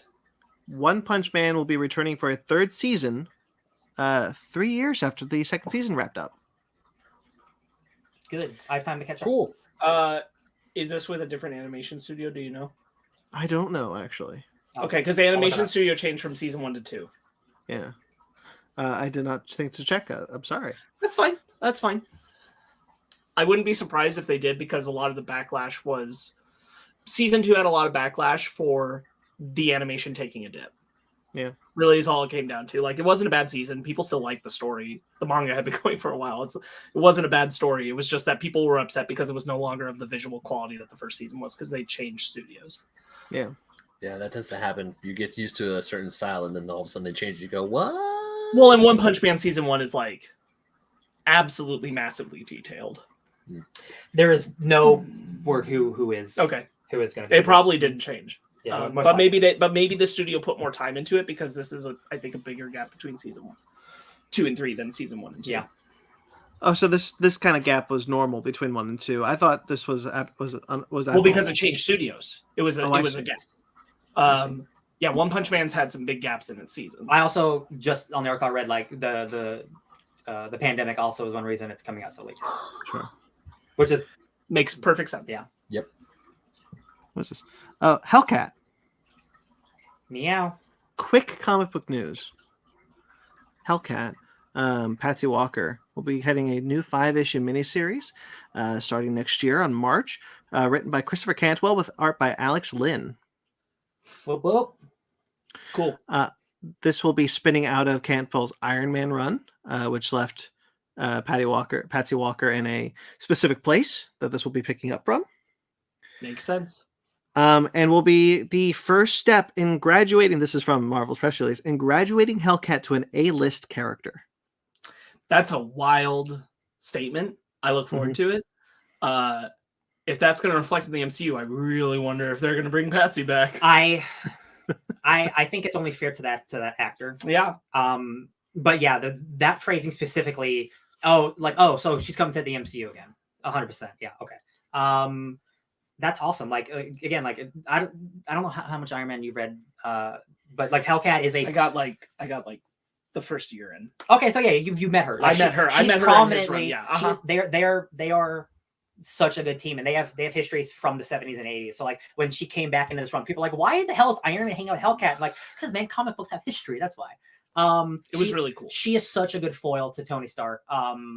Mostly because Christopher Campbell just knows how to write these type of characters. So like I'm very, very stoked. I'm super excited for this. I'm more excited for what the hell that means for the MCU, because like You don't say something like that. You don't make Hellcat an A-lister unless you're bringing her up into the spotlight. And we've had Patsy, so that's a big question mark.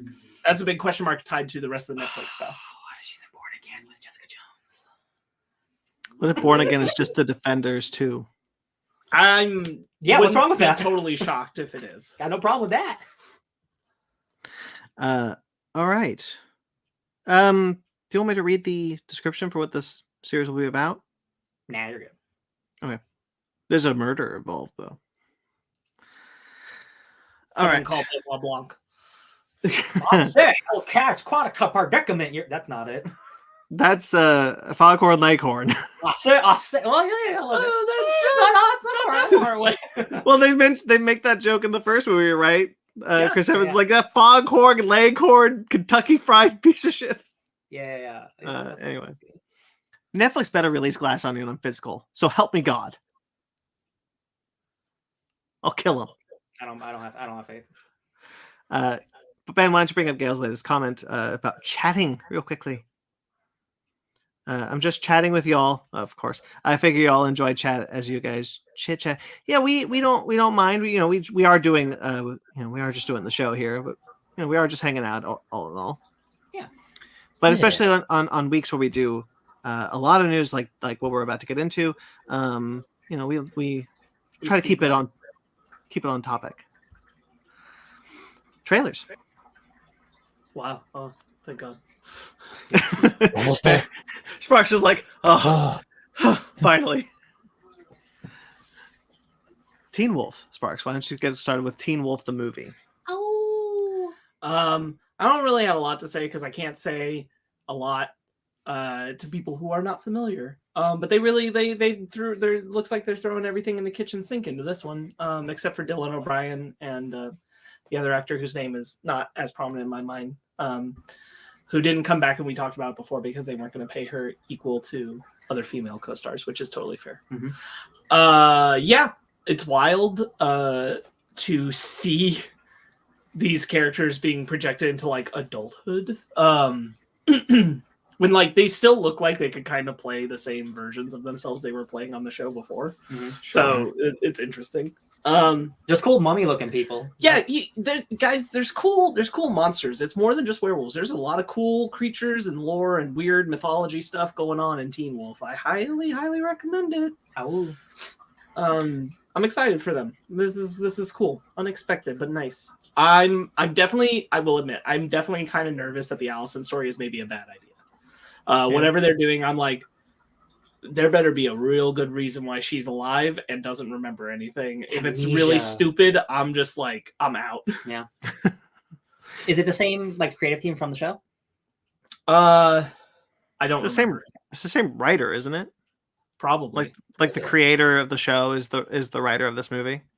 Yeah. Genuinely at this current juncture, like the only way I think I feel good about it is if Allison is just not Allison at all. Mm-hmm. Literally, like they've either made a copy or someone has shapeshifted into her or whatever. I don't really care. Like just as long as it's not actually we've revived Allison somehow and also she doesn't remember things. Like I'm just not here for it. So it is the writer. No. It is the writer. The director is a guy who has not made a lot of good movies. No. So, including one of the bad Resident Evil ones. That's what I saw. Yeah, they did like the not the best word, but that's okay. Maybe the writing will help. Wait, there's only two other directors in the Resident Evil franchise. Not Paul W. Sanderson. So which bad one? Retribution? That's Paul W. Sanderson, isn't it? He directed Resident Evil Extinction. Oh, that's the third one. Oh, I like Extinction. Oh, that's the best one. That's the good one. Oh, that's the good one. Oh, maybe he is good then. Oh, well, I saw one bad thing, and then okay, that is the best. That is the best Resident Evil movie. Never mind. There you go. Very cool. Yeah. The Witcher: Blood Origin. I'll be honest. The first trailer I could not give two shits about, but this trailer intrigued me a little bit more. Hey, it's a D&D party going to save the world. Cool. The action looks really good. I'm not caught up on the last 4,000 Witcher things that have come out, so I don't even know if I'm going to watch this, to be honest, but it looks good.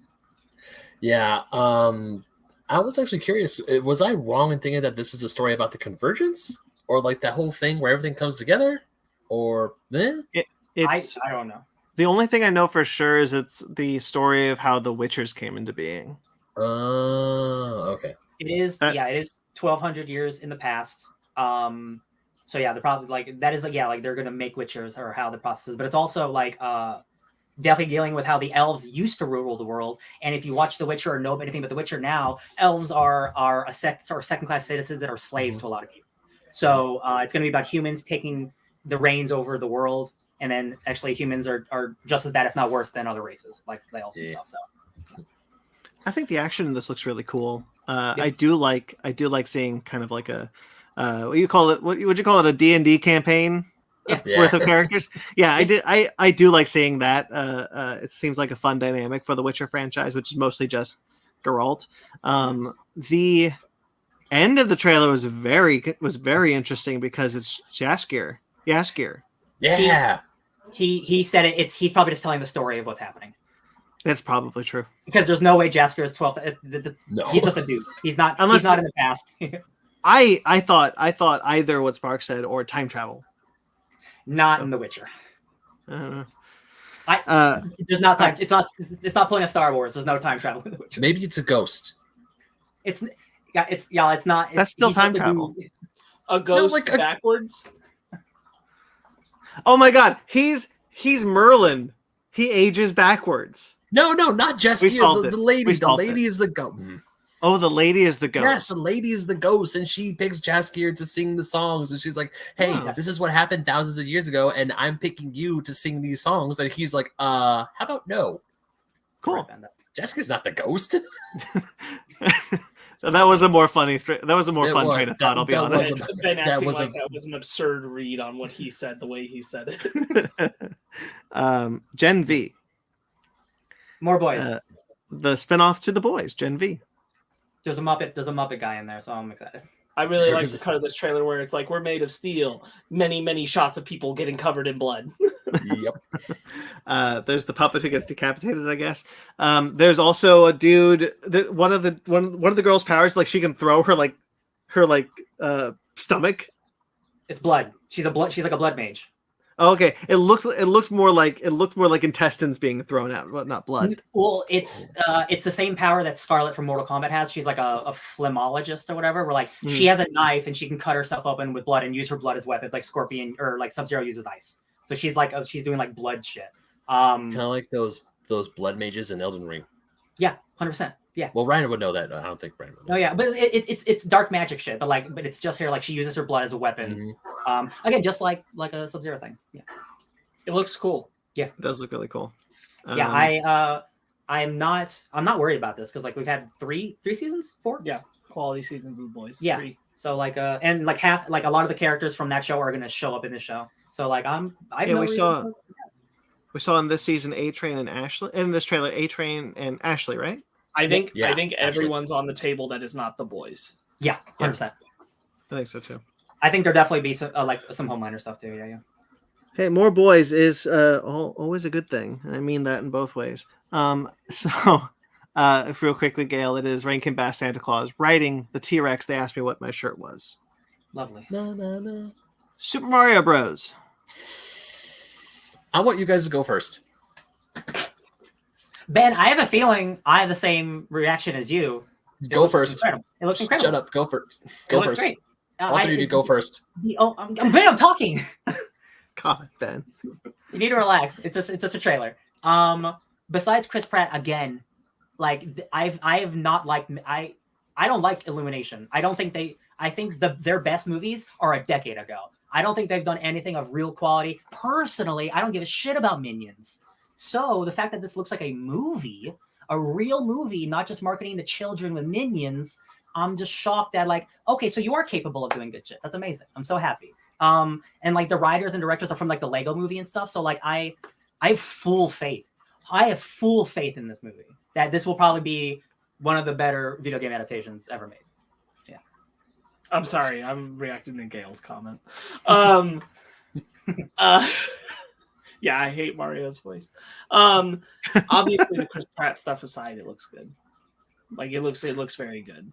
I think Ben will never truly be satisfied in life until he gets to take a projector screen of this movie to Super Mario World, the Nintendo Land at Watching Universal it there. Studios, and watches it there, because that is how much truly Ben is nostalgia's bitch and absorbed into this shit. The thing, I'm So wearing I'm a not freaking surprised NES that- controller shirt today. God damn I'm it. not surprised that he is honing all the fandom nerddom control of this trailer. But it looks cool. the most impressive thing, I think, besides it looking like visually really good, and I think it's funny, is they really went balls to the wall incorporating the video game aspect of Mario in it. Yes. That is the thing that I'm most impressed by.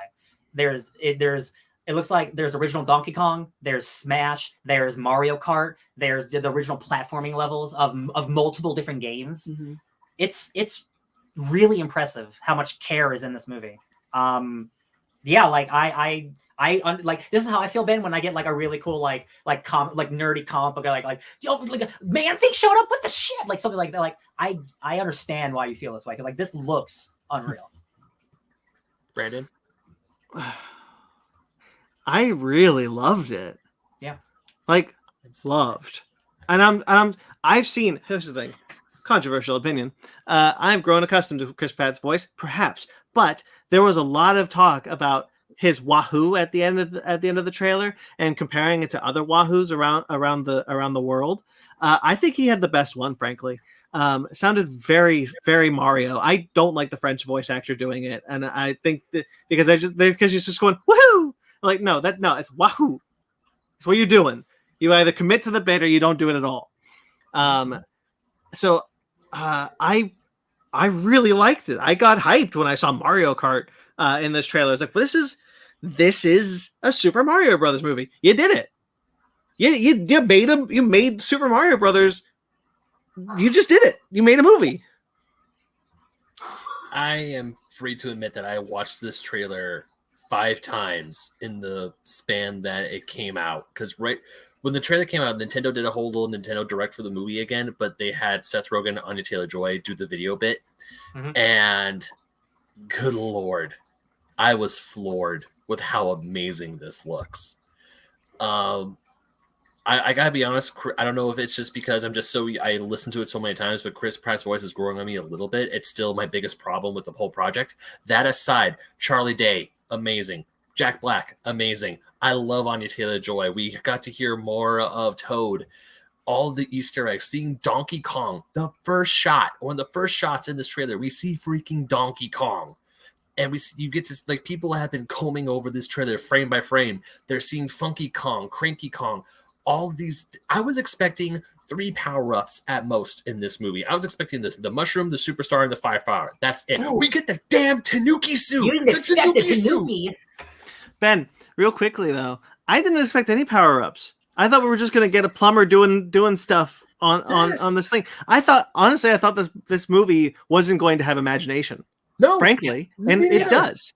And it does. You know what this reminds me of? This trailer is like what the people who made Sonic the Hedgehog. These are people who love the games, and we're gonna do as much of the stuff into the games as we can, and we're gonna do it with love and affection.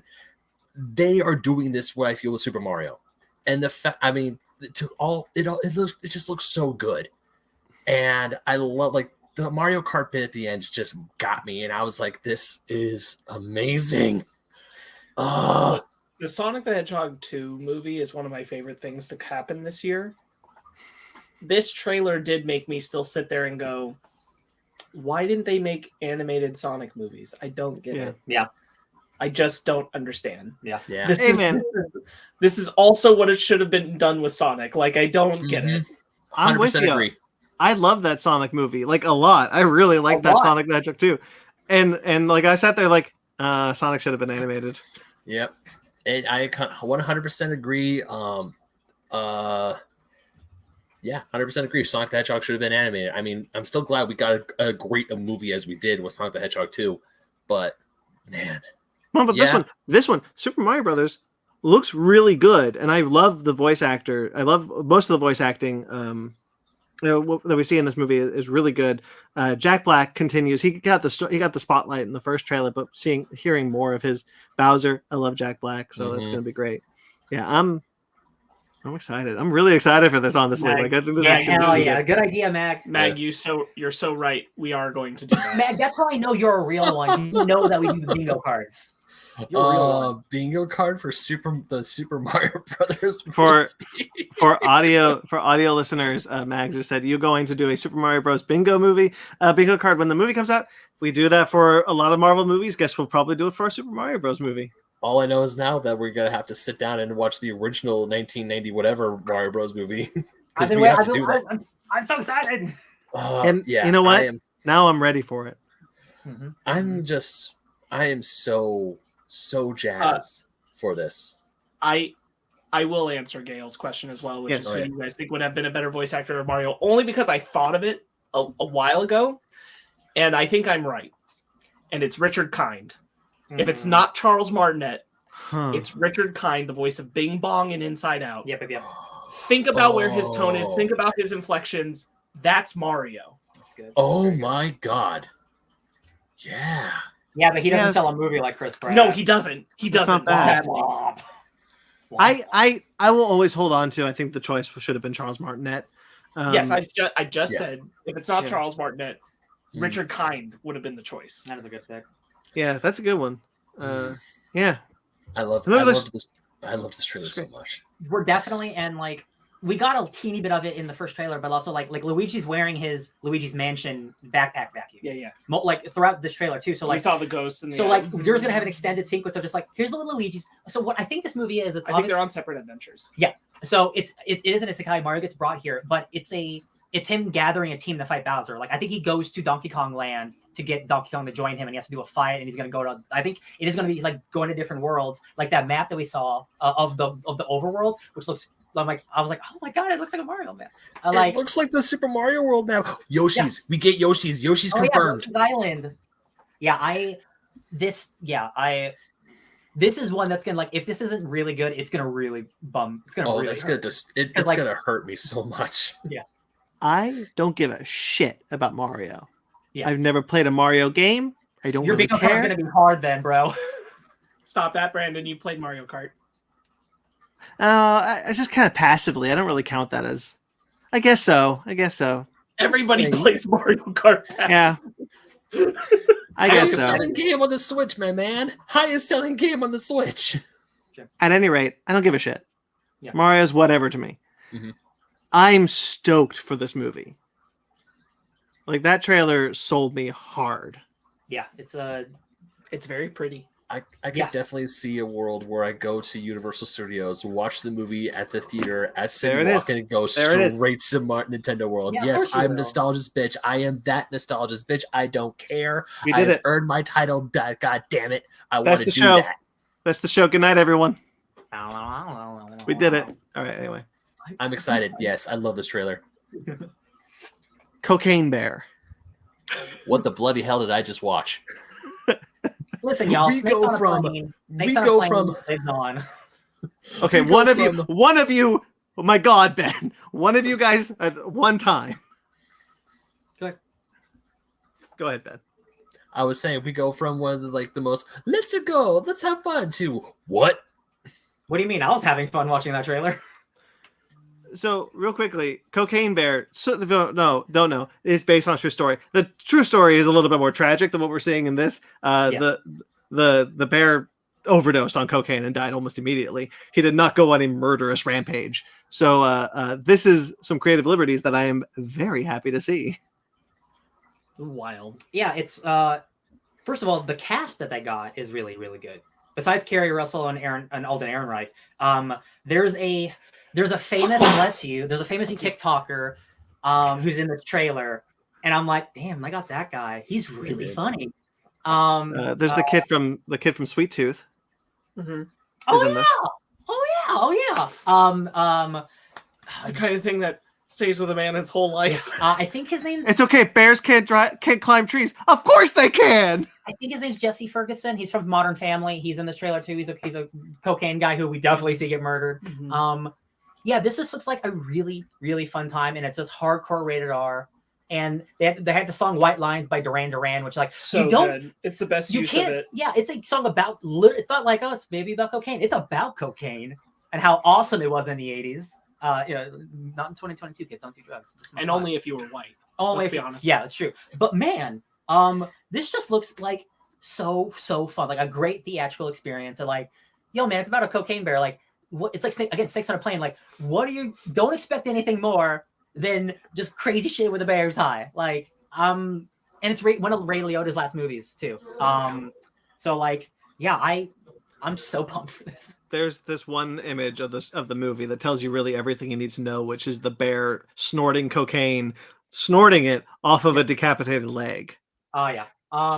Let's see what kind of effect it has. Oh yeah, let's see what this does to you. Yeah, O'Shea Jackson Jr. is in this too.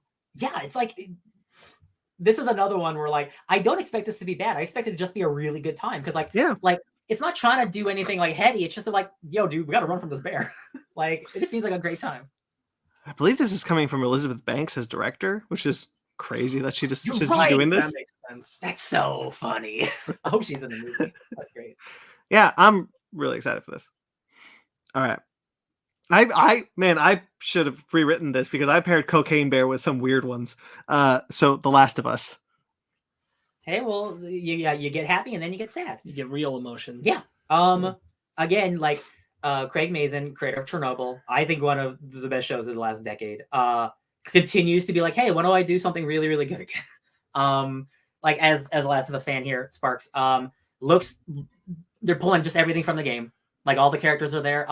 The thing that I am most excited about is there's an interview with the creator, and he's like, listen, the game exists. We are not doing the game one for one. The big beats will be the same, but there's a lot of small stuff that we changed just so we can have more character stuff. So like, and we see like an older couple talking to Joel and Ellie, and like, oh, you want to go west, go east. Like they're not in the game, right? They're not in the game. So they're fleshing out like characters like that. There's an intense character named Bill, who is Nick Offerman. He has a whole plot about another character who we never meet in the game, who is in this show now. So we're going to get the actual context of their relationship together.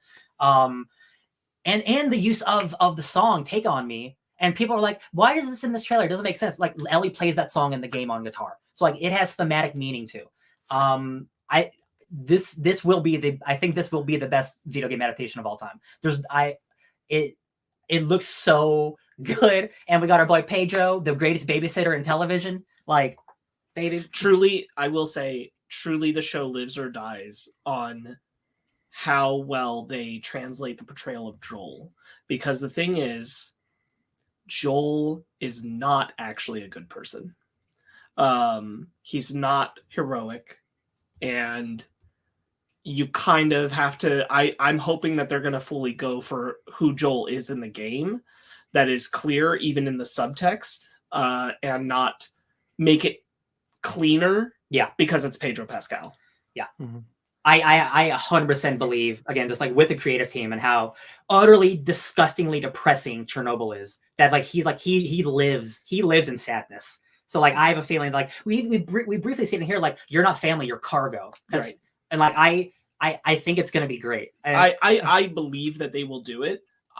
All I mean to point out is that if the show has an Achilles heel right now, it's that. Yeah. That's the thing that could bring it down. Yeah, because like the thing about Last of Us is like it is not a happy. I mean, obviously it's a sad show like about the apocalypse, but like there's not the happiness is in the smaller moments, and then everything else is real shitty, and like the ending's real shitty. And like it's a real bad things happen to a lot of people. A lot of characters in this trailer are not at the end of the show. So I'm just like, I'm so excited. Specifically, I'll highlight like, not too spoilery for people who haven't played the game. Just Joel had a daughter before Ellie, and he did not respect his time with her. We'll say that much. And how that affects who he is after that is really prominent and important. I think it's really cool that the guy who wrote Scary Movie 3 and 4 and the last two Hangover movies has not only made one of the best shows of the decade, but will make what looks like the best video game adaptation ever. Yeah, and the thing is, like, again, like I don't know who he. It's all about who you know, right? Like how you go from Hangover to Chernobyl, and like Chernobyl was his end game passion project since getting into Hollywood. And I don't know how he got that position, but he did it and he nailed it. And like, you know, he was in his like early 20s when he wrote those shitty movies, and like he's grown up now. And I'm like, that just doesn't show, man. Anybody who has like real passion can turn a career around if they like to say put something into it. And I think the other thing I appreciate about the trailer is, and you guys can actually, I think, attest to this more how you feel about it, is to me, they're showcasing what's important about the story, what's always been most important about the story, which is the characters and the emotion between them. And the way that their zombies look, they're zombies. Clickers. They're clickers, yes. Is very good, but it's the afterthought of the trailer. Like, yes, they're there. They are the special effects thing that makes Last of Us unique visually from other properties, but they're not what the story's about. Yeah. And the fact yeah. that the trailer isn't trying to pump us up with a whole lot of clicker imagery makes me very happy. Absolutely. Yeah, I thought this looked really great. I really like the girl who plays Ellie. Right, that's her name. She also plays Hilda on I've mentioned her before on the cartoon series Hilda, and she was in His Dark Materials last season. I really like her, and I'm happy to see that she gets a role like this. I think she's gonna be really good in it. She also played Leanna Mormont. Oh, dude, she's the most badass little queen on the planet. Yeah. Yeah. There's one specific scene, and I know you laughed in it because it's so great. It's like she pretends to be a zombie, and like that's not funny. Like, that is not. And she is so funny and sarcastic, and I'm just like, she looks so incredible as Ellie, and like obviously like Pedro Pascal is the GOAT. But Troy Baker and Ashley Johnson, who are the main characters from the game, they are in the show in a capacity. They're both characters of the show, which is really, really cool of them getting to, you know, continue a legacy of something they're a part of. Yeah, and it's in January. That's next month. I can't believe it. That's wild. Yeah. All right. Transformers: Rise of the Beasts. Our world has transformed, but then they awoke. What does that mean? What the fuck does that mean? What does that mean? Yeah, this trailer's kind of, I was not. Here's the thing. I was actually really excited about this one. I really like Bumblebee. I think we all are probably on the same page there. Yes. I really like Beast Wars. So the idea of seeing the Terracons and the Maximals in a movie, very cool. Really into that.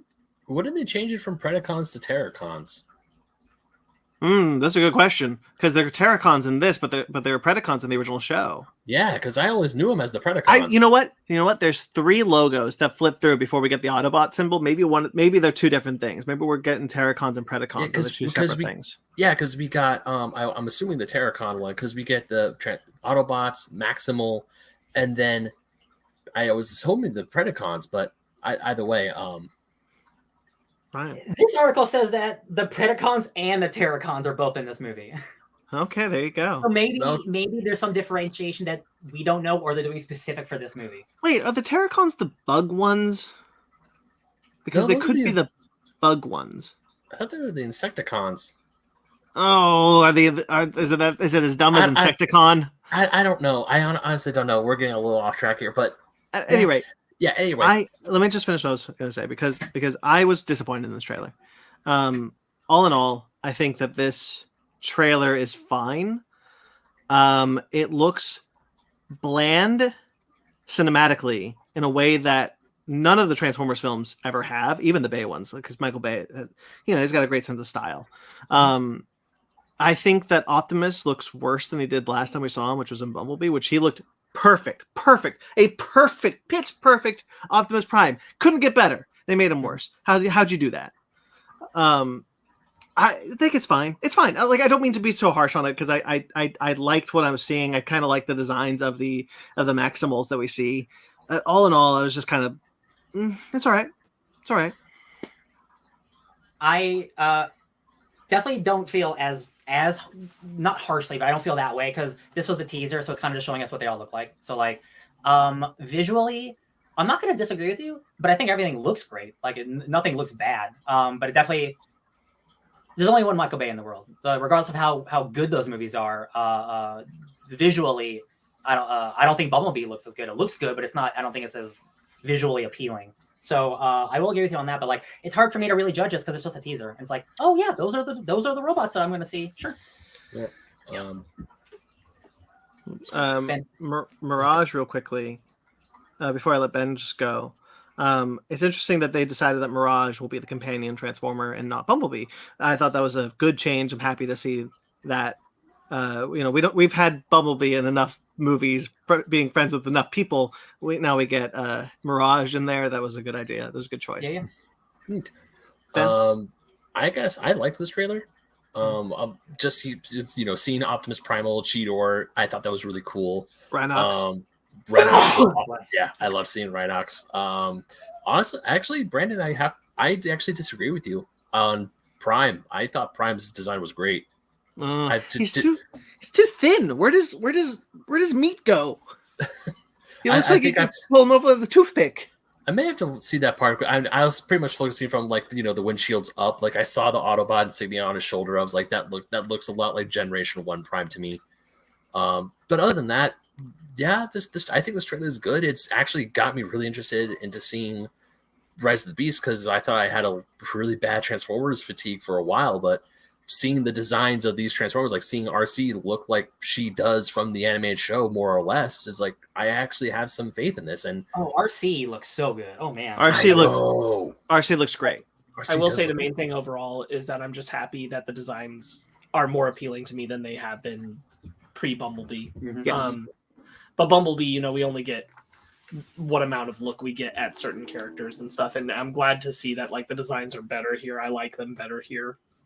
Gale compared to Bumblebee, who could say, but like, yeah, certainly this is the direction I prefer over the Bayformers. No, I'm not disagreeing with that.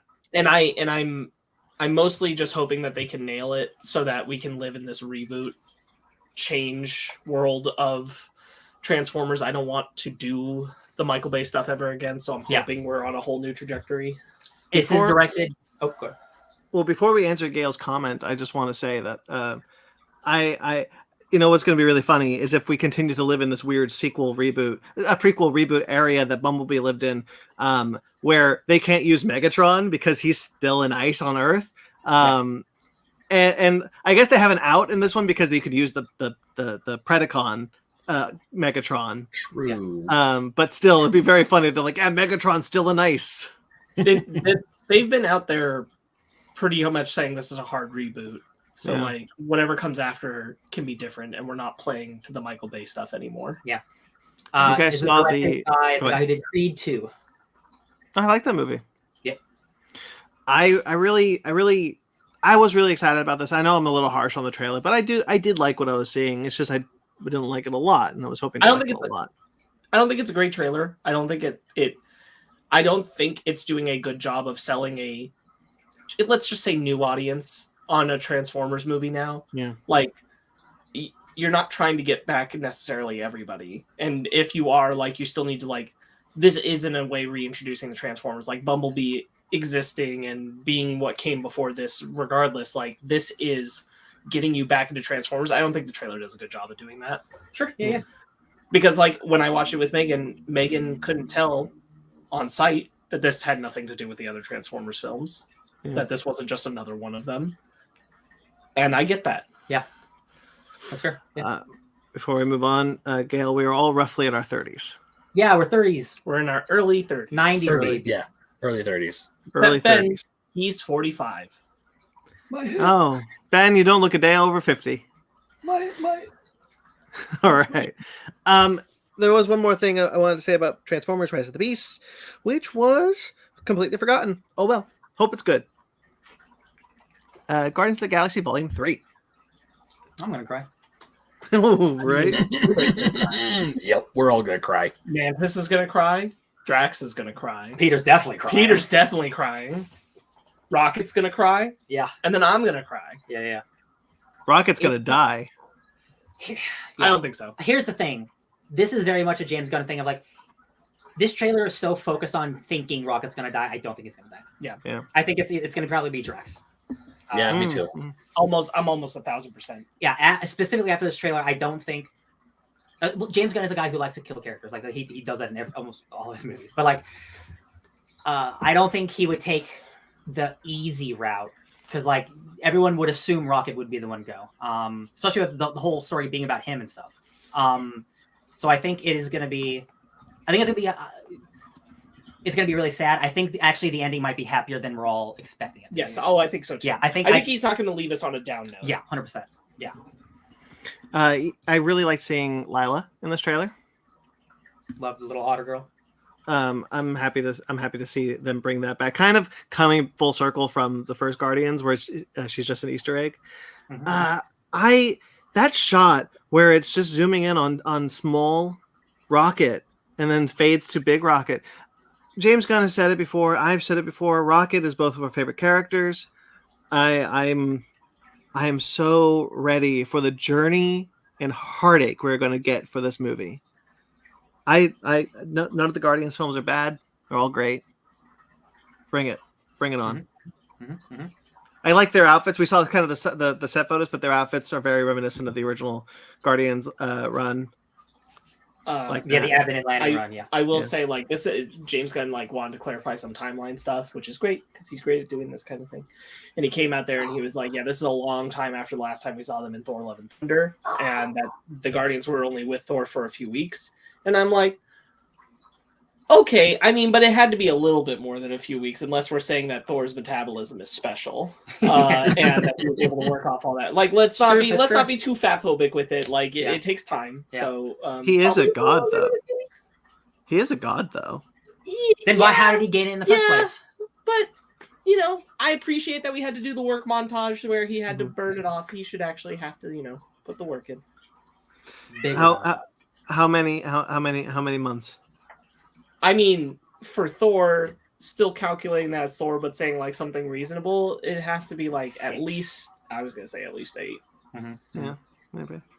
The thing that I'm really excited about is one of my favorite stupid Marvel comic things is Counter-Earth, and they land on a planet that looks like Earth, but it's inhabited all by animal people. It's because the High Evolutionary, the creator of Counter-Earth, experiments on people. He's a big fan and friend of Nathaniel Essex, Mr. Sinister. They both love experimenting on people, but obviously this isn't an X-Men thing. But the High Evolutionary, interesting character to pick because he...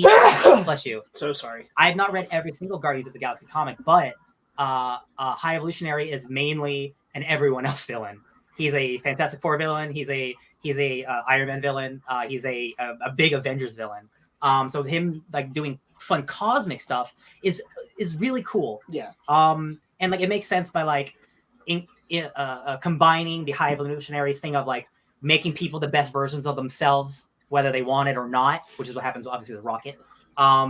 Is going to be really sad and like really really depressing. But the guy from Peacemaker, he's High Evolutionary, so I'm like, God, man, this is gonna be awesome. He's gonna make another like shitty villain who's like kind of cool, like High Evolutionary's fine or whatever. He's the reason that Wanda and Pietro are no longer mutants because he's the one who experimented on them. Take Marvel Comics. Don't do that. I forgot about that. Yep. We get a look at Adam Warlock. Yep. He looks great. Yeah. Oh my God. Yeah. Oh yeah, we do. Yeah. The Obelisk. Who is the monster? I know there's a lot going on here. The Atlas from Guardians 2, the big monster from the beginning, is also back in this. That is a creature from the Cancerverse. And if Adam Warlock's involved, and we see them in spacesuits traveling on weird shit, that definitely looks like the Cancerverse, which is a universe where people don't die. So I'm curious if that'll just be a part in space or they're actually going to another dimension. I'm probably gonna guess not. But like, who knows? Yeah. High Evolutionary is such an interesting character to choose for your final Guardians movie. Well, it's because of his connection to Rocket, which I guess makes sense. Mag that's also, not how it is in the comic, though. Well, Mag has a comment here. Yes. One time a Spider-Man villain in the cartoon Spider-Man Unlimited. Yeah, because that show took place on Counter-Earth. Mm-hmm, mm-hmm. I will also say, like, I was not on the holiday special discussion. I like the new ship. I like that we're seeing more of the fact that they own and run Nowhere now. The Bowie. Did you guys talk about the fact that we know the Collector is alive now? Yes. Yeah, we did. I haven't listened to you guys discuss it yet, so I just want to be sure. I got you. But I like it. I like the new look, the setup. I kind of hope we get some we know Nova's coming. I hope we get some base touch about like who survived from Nova. We know Thanos wrecked it. Yeah. God. Like what is the Nova Corps right now, if there even is one? Well, man, because the Guardians are so in the MCU tied to it with where they've taken. Here's the all their thing stuff that you from. mentioning that. Yeah. That is incredible because I didn't even consider this. They're wearing their Annihilation, like the original Guardians of the Galaxy Avenue Landing, like outfits.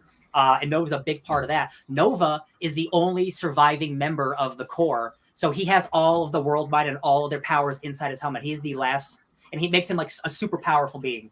So this is the perfect way to introduce Nova if you want to. Because like if it's not in a Guardians of the Galaxy movie, like I don't know where else he could show up in an Avengers movie, but it's not as We've heard rumors of a Sam Alexander show, not a Richard Rider show. Interesting, right? But I mean, like we know, like regardless of nothing is official about what they're doing with Nova, except that we do know that Nova's on the board of what they want to introduce. Mm-hmm. And it'd be cool if we got some indication of like what the Guardians know about what did happen to what's left of Nova. Yeah. Something to point us in the direction. Yeah. I really hope this. I really like Black Panther: Wakanda Forever. We've talked about it before, but one of the things that really hurts that film is the setup for future. It's the setup for Thunderbolts, and I really hope that Guardians of the Galaxy Volume 3 and like. No reason to believe this because normally the cosmic side of the MCU is very separate from the rest of the MCU because of just where it is. I hope that they let this be the last Guardians movie. Not the last Guardians movie, but like James Gunn's final say on the Guardians. This is his final say in the MCU. Let's just make this solely a Guardians movie. And let's not bring in any of the extemporaneous stuff. Yeah. I don't think they will. I think they're going to let the Guardians be a Guardians movie just as much as the previous two were. Yeah. I definitely have a feeling that this will be the last Guardians thing for these next phases. Like I don't after Secret Wars, because like the Marvel train will continue. I do think there will be another Guardians movie with like a brand new cast and like Adam Warlock's part of the team. I 100% believe that we will get another Guardians movie. It will be a very different cast of characters. Oh yeah, and like I have a feel like it won't be Guardians 4, it'll be Guardians : movie title. And it'll be a new director. Which I'll be fine with because enough years will pass then where I'm like, okay, I'll take another Guardians with a different twist. Just like a comic book run. So man, he gets to make a beautiful Guardians trilogy, and then he gets to go work at DC and make all those good movies, and I'm like, James Gunn's the best. Good for that guy. Yeah, good for James Gunn. I'm really happy for him, honestly. Yeah. Gail says, did we like the Star Wars prequels? I did. You guys know? Right? I was a kid. So yeah. The only one I was not super hot on was Attack of the Clones. Like Phantom Menace, I loved. Attack of the Clones and Revenge of the Sith, loved. Look, I'm not going to try and like hindsight it. Yeah. I liked episode 2 when I saw it in theaters because I was a child and I didn't know any better. And Yoda did cool stuff with a lightsaber against Saruman. So I thought it was great. It's true. Okay. Like I was a kid. I was 10 years old. And I thought that was awesome. Yeah. I'm an adult and now I know better. Yeah. True. It's very true. I did and continue to love the prequels. With maybe an asterisk on episode 2. With an asterisk. Yeah. I still enjoy the prequels to this day. Yeah. I'm glad. I enjoy Revenge of the Sith. I genuinely do. I like Phantom Menace, and I tolerate Attack of the Clones. I think that's a good way of putting it. All right. Final trailer. Indiana Jones and the Dial of Destiny. Jesus, there's a lot of trailers. I forgot Antonio Banderas was in this movie till this trailer. Yeah. Me too. And I was like, oh man, this is gonna be so good. I'm really excited about it. I like this a lot. It's a shame that they can't have any lines where he's saying like, oh, I'm too old for this, or damn, I thought that was closer, or anything like that, because that happened over 10 years ago. So they can't do any of that kind of dialogue now. And that's what a bummer, guys. No, it's much better that they can. I'm really optimistic about it. I think he's young 30% of the movie, maybe more. Yeah. There's a lot of footage in this trailer that's in the past. It's an entire story of like something in his past coming back around 50 years later or whatever. So like, I'm just saying, I wasn't too far off when I suggested that they were probably doing a large chunk of this movie with a de-aged Harrison Ford. Yeah. I just want to say, it looks very good. I thought the CG to make Harrison Ford look that young, like frankly, when I'm watching it on my phone, must preface, watching this on my phone, I thought for a second, oh, they just used footage from Raiders of the Lost Ark. Cool. That was on my phone. Then I watched it on the TV. It still looks very good. And I think it's probably some of the most convincing we've seen so far, at least as far as the trailer shots go. I love the fact that we're getting World War II flashbacks, because it's really kind of a shame to me, and maybe only to me, that we don't have any World War II set indie movies. Because that's just not, they stopped making movies after that. And then we skipped to the Cold War and Kingdom of the Crystal Skulls, whatever. Sure. I love Indiana Jones, guys. Like, I think he's a perfect character. I have been obsessed with that character for my whole life. I adore him. I never have to talk about him, though, because this last movie was Kingdom of the Crystal Skull ages ago. And I just, whatever, I can do whatever. When we did our Mike's Impossible Movie Trivia Challenge for Raiders of the Lost Ark, like, man, watching that first movie again, that movie is gorgeous. Mangold has recaptured, I think, Spielberg said to Mangold, always be moving. When making an Indiana Jones movie, always be moving. And that I can see that in the trailer. The camera is always moving. Every shot in this trailer is not static, it is moving. I think Mangold has nailed the style of Indiana Jones. There's a punch. We get to see he punches a Nazi. Hallelujah. Sounds just like the old punches, the crazy sound effect. Happy to see Salah back. Yeah. A Welsh playing an Egyptian. Whatever. I'm happy to see him back. You guys, you are not prepared for the person I will become when this movie gets closer. I have known Brandon for a very long time, literally half of his life. And I can tell you all that he's correct. You're not prepared for who he's going to be, because I was there when Kingdom of the Crystal Skull came out. We were friends back then. Part-time. I was not okay. That movie, oh man, the lead up to that movie, I was a different person back then. Knowledge is their power. Shia LaBeouf is not in this movie because he's crazy. So He got LaBeefed. He's in jail. Oh, it's too late for that joke. The aliens got him. Yeah. I'm sure we'll see Marion in this movie. Like, they're not gonna not. There'll be some passing reference. Maybe they'll show a photo of him. I bet a photo, 100%. Yeah. He's just like Sean great. Connery. Yeah, exactly. Yeah. I'm really stoked. Phoebe Bridges. Phoebe Waller-Bridge. So happy that she she's is here. such a delight. And the fact that she's like the new not she's not Indiana Jones, she's like the second Indiana Jones like in this movie. I'm like, hell yeah, that's awesome. Goddaughter. She's my goddaughter, and she's like, God damn. And Mangold is talking about like how like people there's been lots of rumors from YouTube channels like Doomcock, who are saying like, I think we just got a flag for that. Talking about like India is passing the fedora to Phoebe Waller-Bridge, and Mangold's like, no, there was no other Indiana Jones. Indiana Jones is Harrison Ford. This is his last movie. This is about Indiana Jones being Indiana Jones. There's no passing of the torch.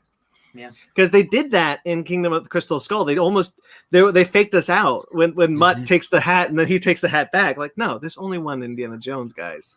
It's Harrison Ford. Wow, I was really happy a minute ago when I didn't remember that his name was Mutt. Mutt Williams. Yeah. Wow.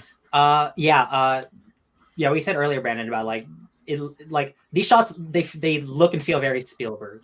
Specifically, like the racing scene in New York that we see. The way the camera is just like flowing. It's like, that's some good shit. There's some really spotty CGI in a couple places in this, but that's because this movie's not coming out for a while, so like that doesn't bother me. But like it is noticeable, and I'm like, man, the de-aging looks great, but Harrison Ford on a horse looks like shit. What are we doing here? Harrison Ford on a horse. That horse shot looks awful. Yeah. There's also one where like it's a far shot where you see him on the train like he's in the distance, but he's standing on top of the train and his head is like his head is like a third bigger than it's supposed to be. They'll definitely fix that over time. But Yeah, included that shot when you have the beautiful shot right before it. That's weird. I'm excited for Nazi Mads Mikkelsen. God, and that is such a cool idea that like he's a villain of the past. So like I'm going to just assume that he's not in the main the present part of the movie. I think that's a cool idea. That like there's this villain that he's dealt with in the past and something is coming to haunt him or whatever. Yeah, because like, it's about how the Nazis infiltrated NASA. Essentially, like this is Hydra infiltrating Shield. Yeah, like it's Operation Paperclip, which is a real thing that happened. Mads Mikkelsen is playing a version of Werner von Braun, who is the father of rocket science. He's created rockets for the Nazis, and then they lost the war. And Operation Paperclip brought a bunch of people, as you guys saw in Captain America's the first adventure. But it's a real thing that actually happened. So like the fact that they're doing like we're bringing in real world shit as they always do in these movies. Like I don't believe in magic. I'm like, and they're gonna have I think Boyd Holbrook and Antonio Banderas will be like our present bad guys. Bad guys. Mm. So, it is just nice. It is nice to have another Indiana Jones where like it looks really good. Yeah. People did get upset online about the I don't believe in magic kind of thing. Kind of understandable when a cup fixed your dad's bullet wound. So like I kind of understand where people are coming from, but it's still very in tune with Indiana Jones. Like he would keep denying it for all because he's supposed to be like the scientist, like he's an archaeologist who looked for the truth and everything. And even though he saw like he opened his eyes and 100 people's faces were melted off. Yeah. No, that's definitely real. That's totally they all walked away. Yeah, they all walked away. all I'll say after that is that Boyd Holbrook doesn't know what he's up against because Indy survived an atomic blast inside of a refrigerator, so it's true. They ain't gonna be able to pull shit on him. Part-time. Yeah. Man, you guys, I'm so excited for this movie. Yeah, and James Mangold has made nothing but really good movies. So like, damn, yeah, this one's gonna be a hit. Oh, yeah. I'm so glad to be in a place where I'm excited about Indiana Jones 5, especially like after 4, like coming in trepidatious. It's not Spielberg, it's not Lucas. Probably the best idea at this point. Like I'm so ready. I'm so ready to be back into Indiana Jones' world. Oh yeah, don't forget that there's a new LucasArts Indiana Jones game coming out next year. Yeah, I'm so excited for that too. Do you guys think that Crystal Skull is the biggest misstep of Spielberg and Lucas's careers? Biggest. Oh. Because Spielberg directed a movie called like 1984. That was his biggest commercial flop, and he almost stopped directing because after it. Okay. But in terms of bigness, like absolutely. creative misstep. Yeah, 100%. It would be Keeping Up with This. Yes, 100%. Well, it wasn't 1984 because that was someone else. You sure? Yeah, that's the George Orwell book with John Hurt. No, but there's a movie called. Hold on, let me see. I don't know if. Hold on a second. Yeah, I think creatively speaking, probably. Like it definitely does feel like Kingdom of the Crystal Skull was kind of like, let's do one without a solid idea of what to do. Yeah, like they it's weird because like it was pre the revival era. Yeah. And it kind of came about unwarranted, it seems, in almost every capacity. Yeah. Sorry, it's not called 1984. It's called 1941. There you go. 1941 is a what's his name? Yeah, Dan Aykroyd. Yeah, that's apparently a really, really bad movie. Yeah. Ben, have you said anything about Indiana Jones and the Dial of Destiny? No, not yet. I'm just gonna say I'm super excited for it. I watched this trailer quite a few times myself as well because I miss those old classic adventure films. I miss them.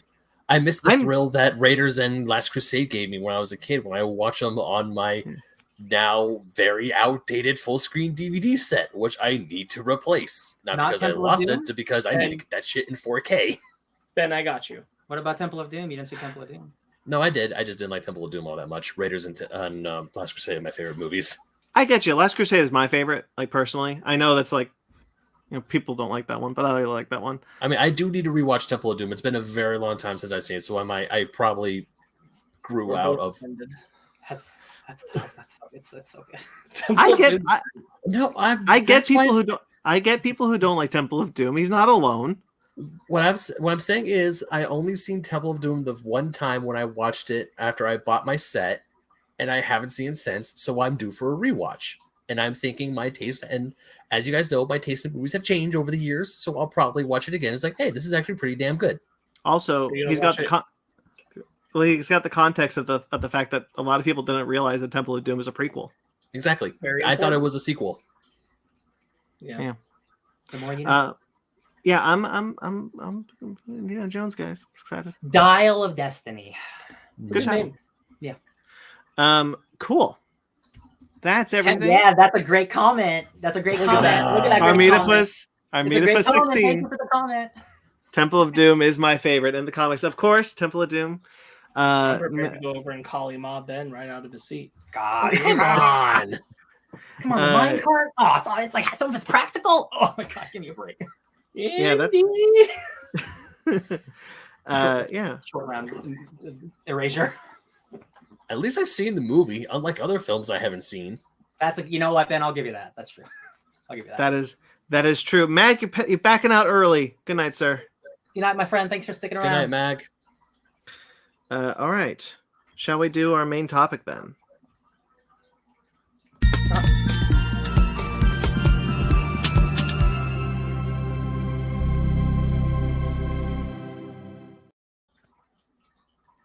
No one was saying anything, and then I pushed the button. Sparks starts talking.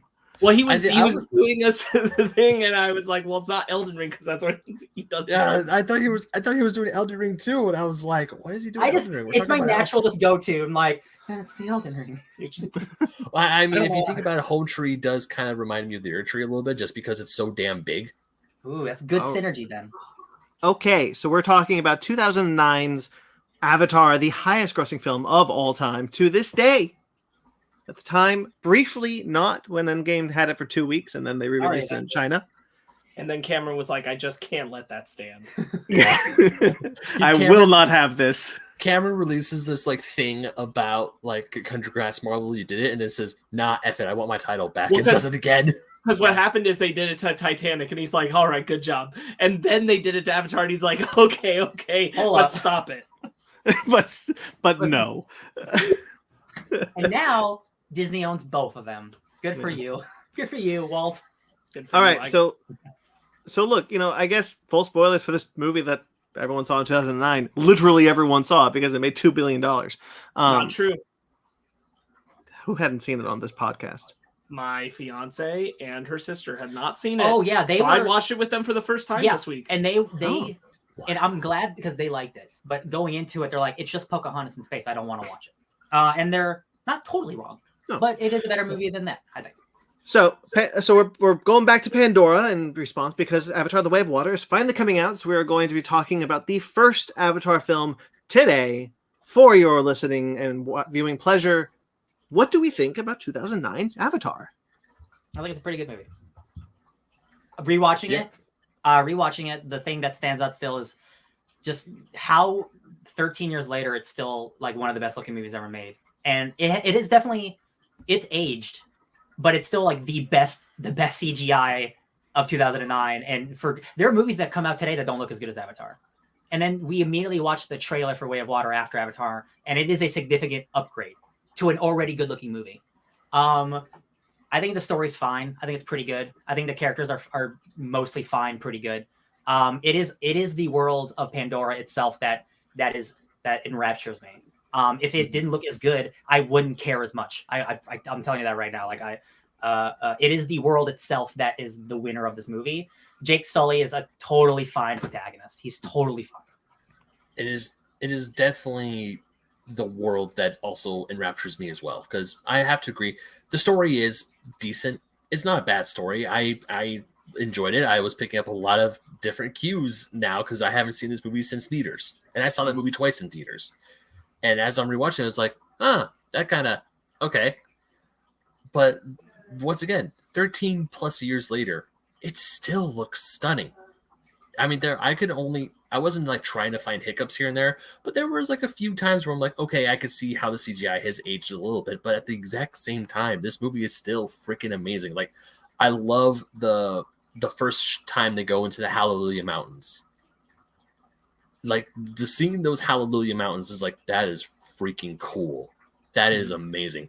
And the only time I was like looking at those damn things was when I went to Animal Kingdom a few years ago when Pandora just opened. And I could see them in the distance. I'm like, how the F are they keeping those things up there? That is freaking cool.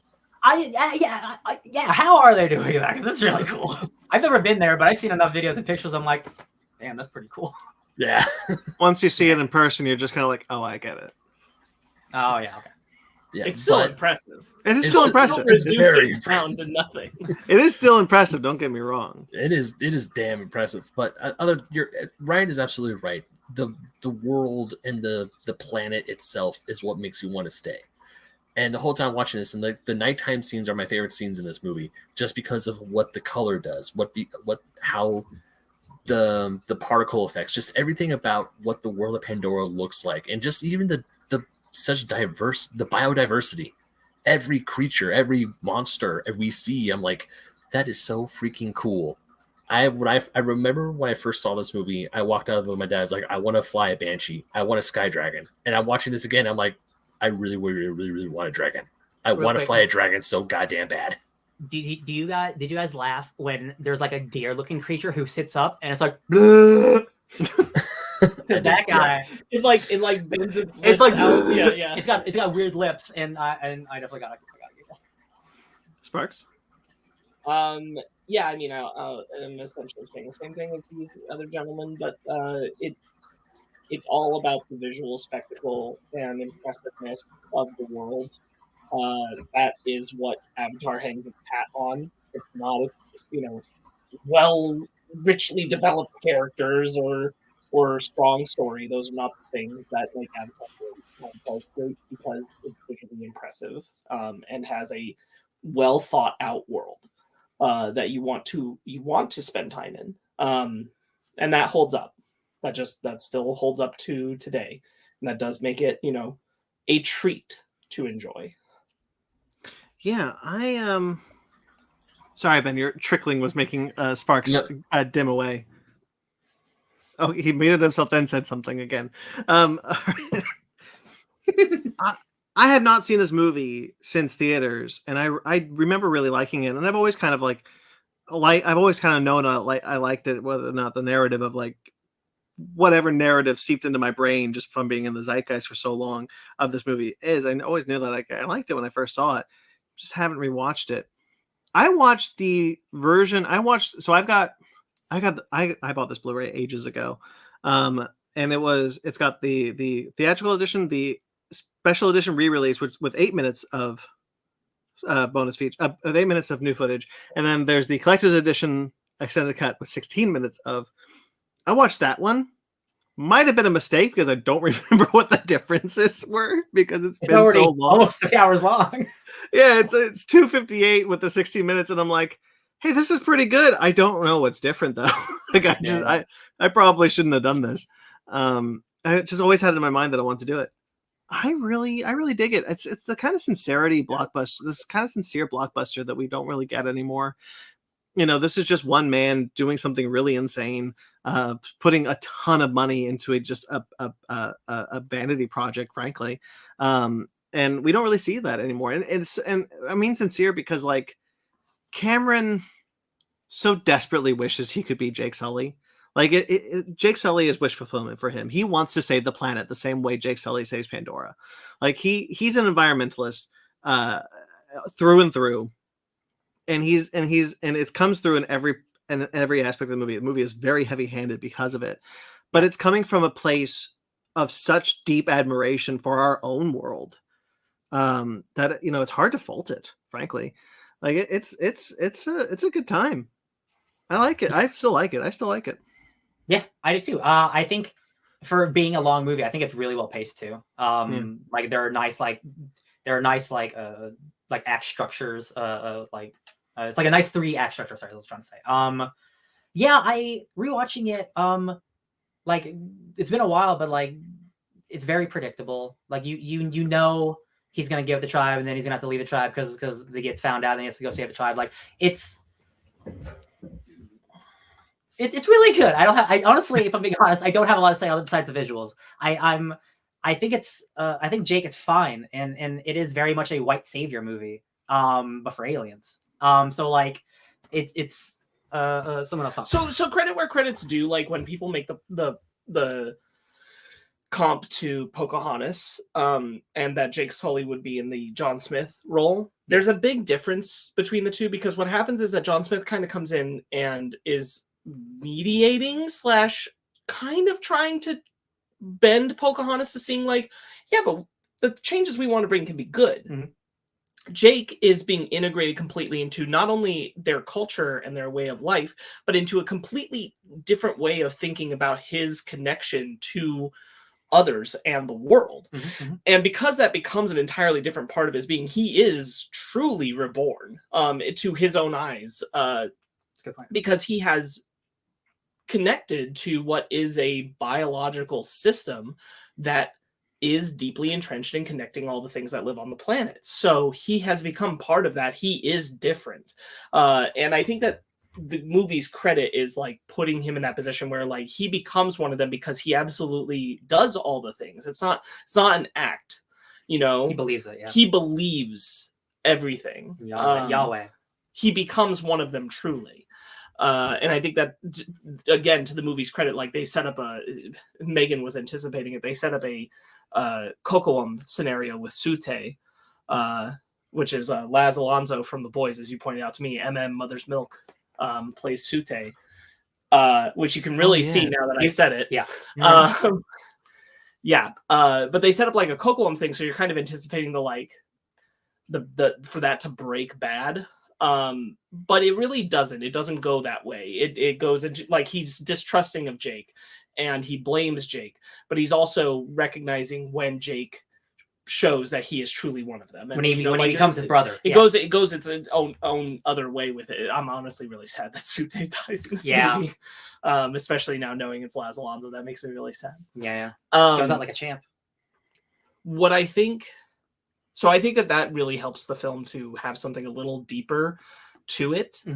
That being said, like so much of the script, especially with Stephen Lang's character, is like archetype city fairy tale level, like military bad man. Like you can't make him more prototype military bad man. Like he's the absolute peak maximum of what that can be, and it is like it's to get the point of the story across.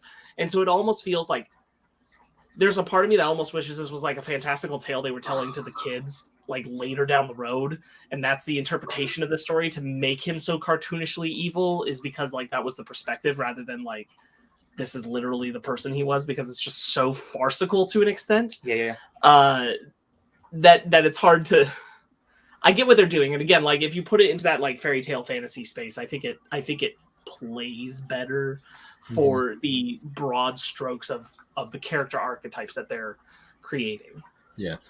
When I was in I was taking a script writing class when I was at Mount Sac. This was years ago, and many times, and this was like 2 or 3 years after Avatar came out in 2000. I was there like 2011, 2012.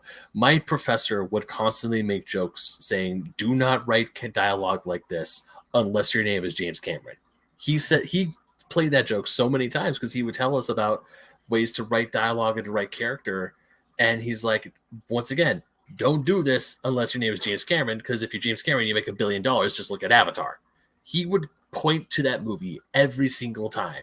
As I'm watching this movie, those words ring true in my head, because like, yeah, that character, the Colonel, it was just so comically so comically archetypal. There's so many archetypes up the wazoo. I'm like, yikes.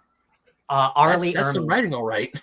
Yeah, Arlie Ermy, who's like the most famous military guy. Like, he's the guy who talks like this in all the movies, and like he's in Full Metal Jacket. Like he is the archetype for a military guy that everyone else tries to replicate and doesn't do as well. Because there's only one Arlie Ermy. There are so many types of these military guys in so many other movies. But again, like to Brandon, to agree with you about like in another movie, this would be an atrocious script.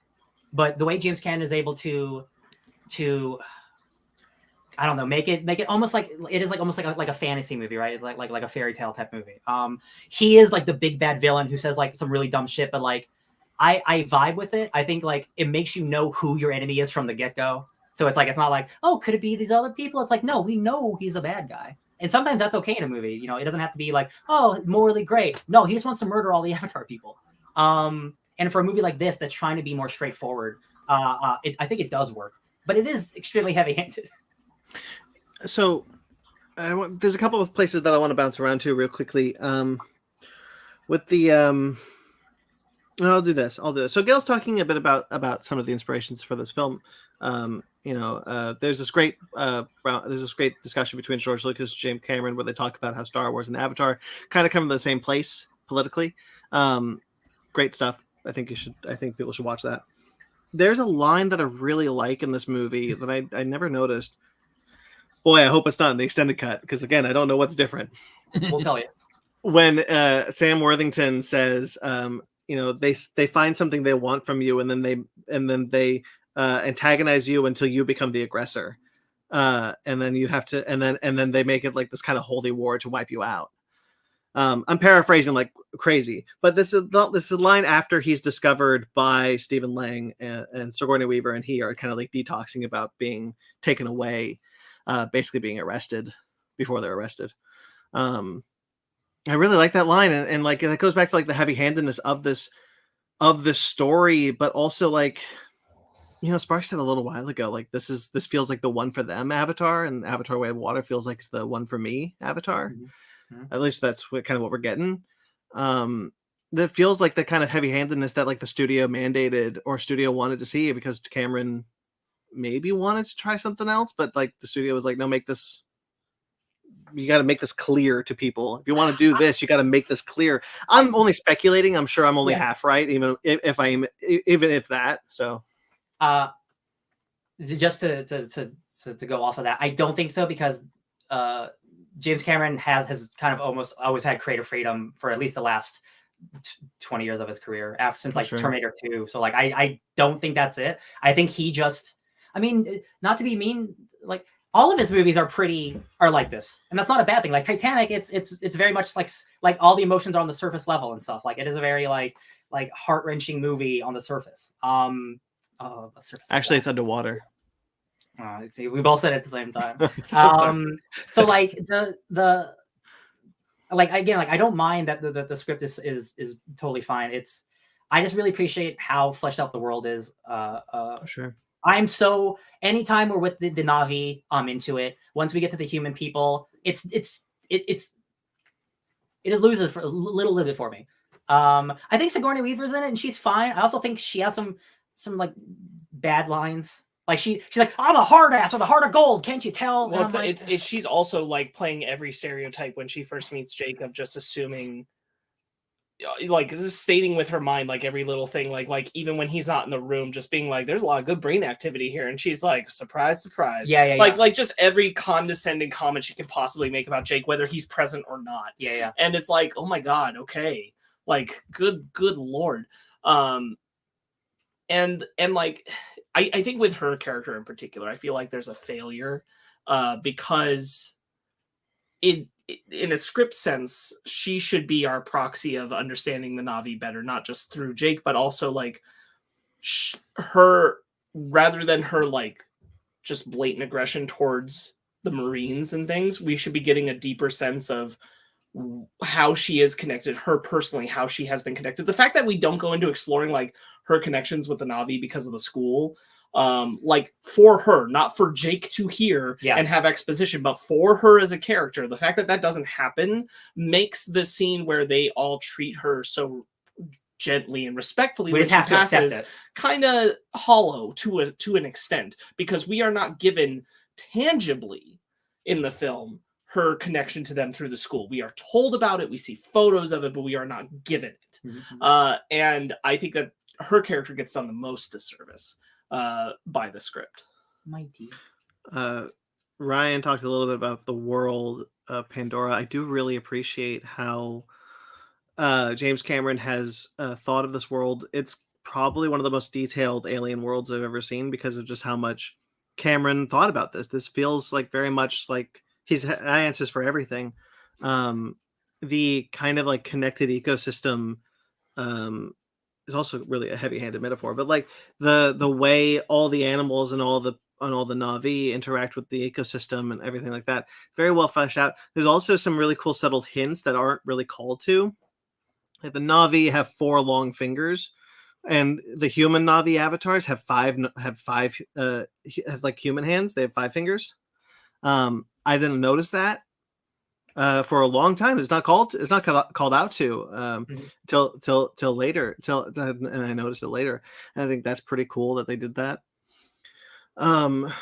The something else about that. Oh, the way that it looks unnatural that the Na'vi are in like human spaces.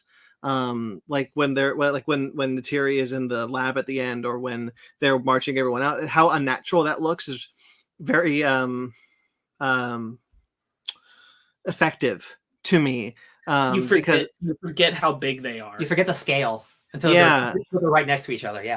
Yeah, and I think that's a really effective visual, how they don't look like they belong in that setting, because they don't. That's not where they belong. The final part where it's just giant lady holding her little baby husband.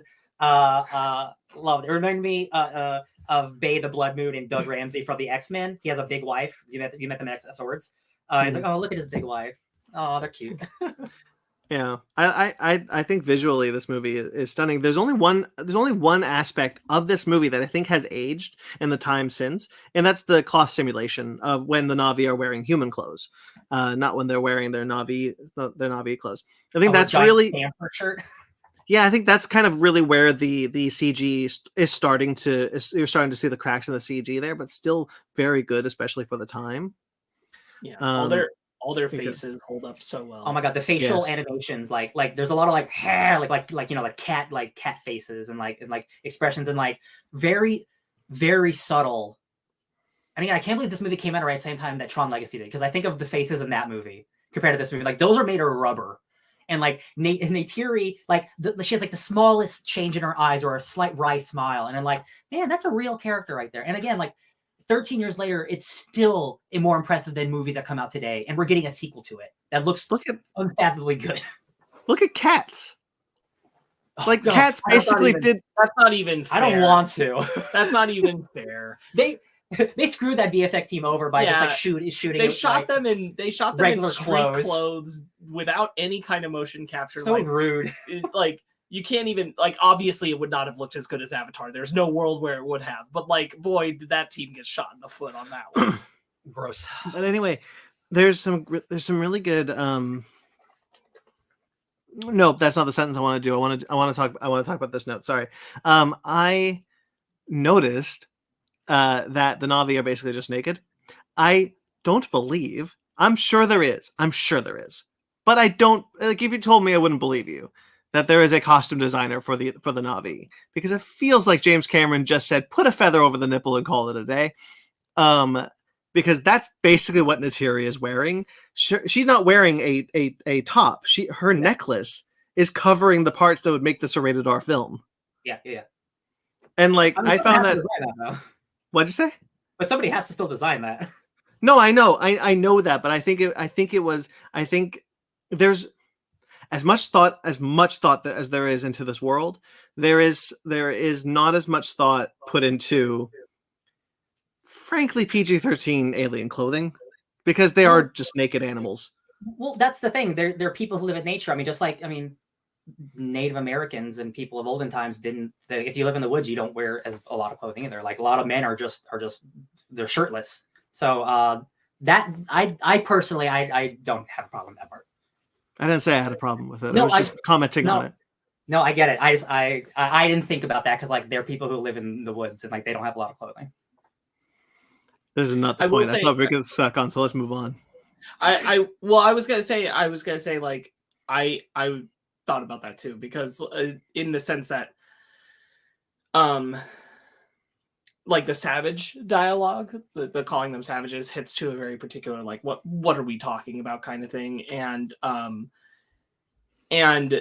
indigenous representation has gotten better post Avatar and was getting better certainly at the time of Avatar, but like I can get on board with the like being close to nature kind of thing, like why, but like a whole lot of indigenous tribes, like, you know, have a range of like things that they wear for ceremonial purposes or for different weathers, different acclimats. And so I think there is, to the credit of the point that you were observing, Brandon, I do think there's room for a little bit more consideration of what the Na'vi are wearing, when and why. Maybe not necessarily for this film, but something I'm kind of hoping to see in the second one or the rest, because like they're going to different environments and kinds of things, and like you're not just always going to be naked, or mostly naked. And I think that there is some amount of credit to that, of like, again, like this is getting back to that conversation of like improving our representation of things, right? If we this is very, very blatantly proxy to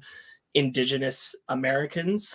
And if we're doing that, then we need to kind of consider a little bit more of like the relevance of representation and how to step away even visually, even subtly from savage imagery. Anyway, that makes sense. That being said, history's on the side of Avatar, because now diverse representation is so highly encouraged that if they go to Way of Water and they go to these other sequels and they bring in more diverse voices who want to bring more culturally relevant things that are more embracing of the fact of what we are paralleling in our real life and putting it on the screen, that can be really great. That can be really great for Avatar. That's a good point.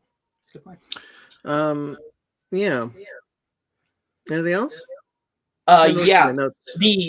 I think the worst thing in this script by far is the pulpy, totally unnecessary voiceover narration of Jake. Oh yeah. Specifically in the second half of the film. I think the opening over narration that he does to kind of get us up to speed and get us introduced is fine. And then I don't think we should have heard him again. I don't have a problem when it's a video log. Yeah. And we're hearing it over other shots and we're cutting to the video log again. Yeah. That's okay. I do have a problem when we're later in the film and we're only getting voiceover narration, seemingly just talking to us. Yeah. You could say that all of that is supposed to be the video log stuff, but I don't think it all fits. That's and the it thing. feels unnecessary, the amount that it's in the movie. We're running into like a Blade Runner territory where we're doing a little too much of the voiceover stuff. Yeah, that's a super good point, because I agree. If it was all video log stuff, that makes sense. Specifically, one of my favorite scenes is when he's like, I've been doing this for 3 months. I don't know who I am anymore. That's a great thing. But also the beginning of the movie, it's just him narrating. So it's like, it doesn't make sense that he's narrating to us, then he's narrating in the movie, like actually in the movie. Right. Yeah, and again, like I think the opening one is okay. Like I think it's kind of putting us in the right position for who he is and his mindset, and like getting us up to speed quickly on his brother and all that stuff. And I'm like, that's all fine. That makes sense to me. But there was a specific point where like we're somewhere in the third act, and he's talking about things he's learned. And like what that means to him, but it's not a video log. We never cut to a video log. It is just voiceover narration.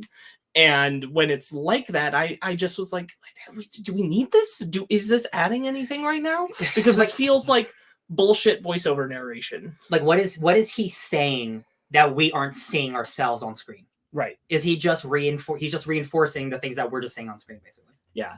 There's like there's a good, I'd say 2/3 of the time that the voiceover narration isn't working and isn't necessary, and then another third that is the like stuff that's for the video log and is like showing him progressively slipping away and recording what he's doing as he's slipping into being completely Na'vi. Sure. Yeah.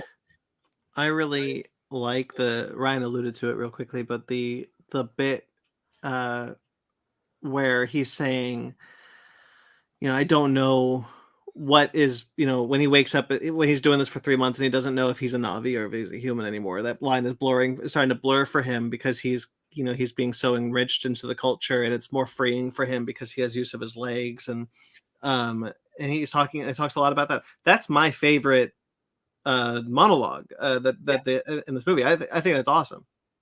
I think it's a very important thing of like how the character works, because again, like if it had just been like he really liked Neytiri and he decided to turn on the humans. I think that's far less meaningful. It does run too close to the white savior kind of thing. I don't think it has the emotional impact. It's the fact that like we're being shown that what is happening to him is him using the Na'vi body to, just like the rest of them do, connect to plants, connect to animals, connect to the voices of their past in trees. And that becomes a part of him. And so when he gets out of that into the human body, it's like, what even is this? Yeah, this is a joke. He wakes up and like, you know, he's used to being on Pandora where like it's so beautiful and there's like so much stuff. And then he wakes up in a metal box that's just gray. In some ways it's the Matrix. Like so sad. In some ways it's the Matrix in reverse, except being in the Matrix is a good thing. Yeah. Sure. The anti-Matrix. Yeah. The mechs, we didn't talk about mechs at all. Not only do I like mechs, I love giant knives that mechs get to hold, because I'm just imagining a human trying to hold that knife and it's stupid and I love it. This is honestly one of my favorite interpretations of mechs like this. I love when it's like analog like this, when instead of you like have you being in the arms, it's like a 1-to-1, like a video game, like Punch Out almost. I love that design. I think it's really cool. Boy, when all those ships start flying, I'm like, man, this reminds me of Halo. But I'm like, he also made Aliens, and the inspiration from Halo is from Aliens, so it's all full circle. That final battle, pretty sweet, very sweet. The hundreds of dragons, of banshees. Oh yeah, Michelle Rodriguez is in this movie. She's fine. She's totally fine.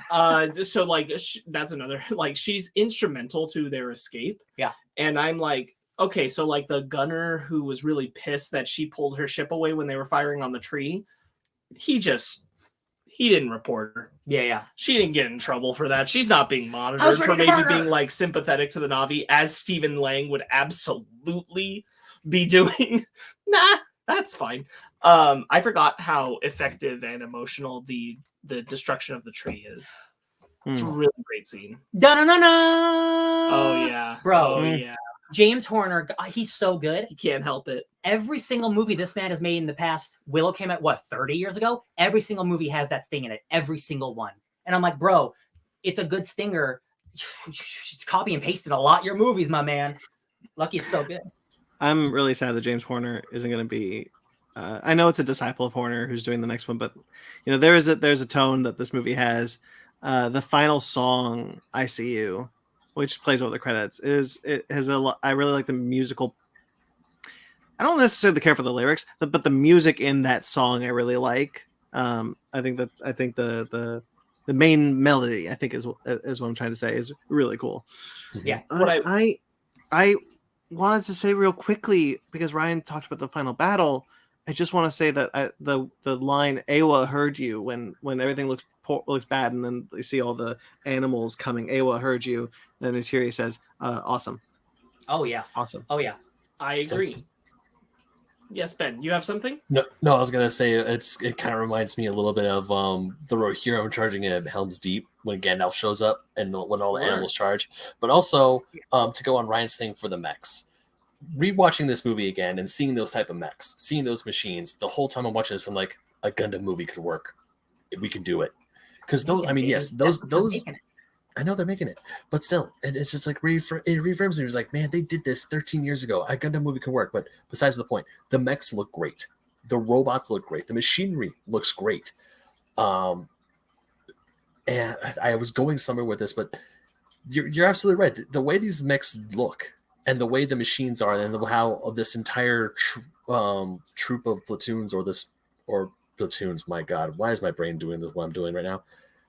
When they're going to attack the tree, it is truly a very emotional moment. Even I was like, no, not that. Don't destroy the tree.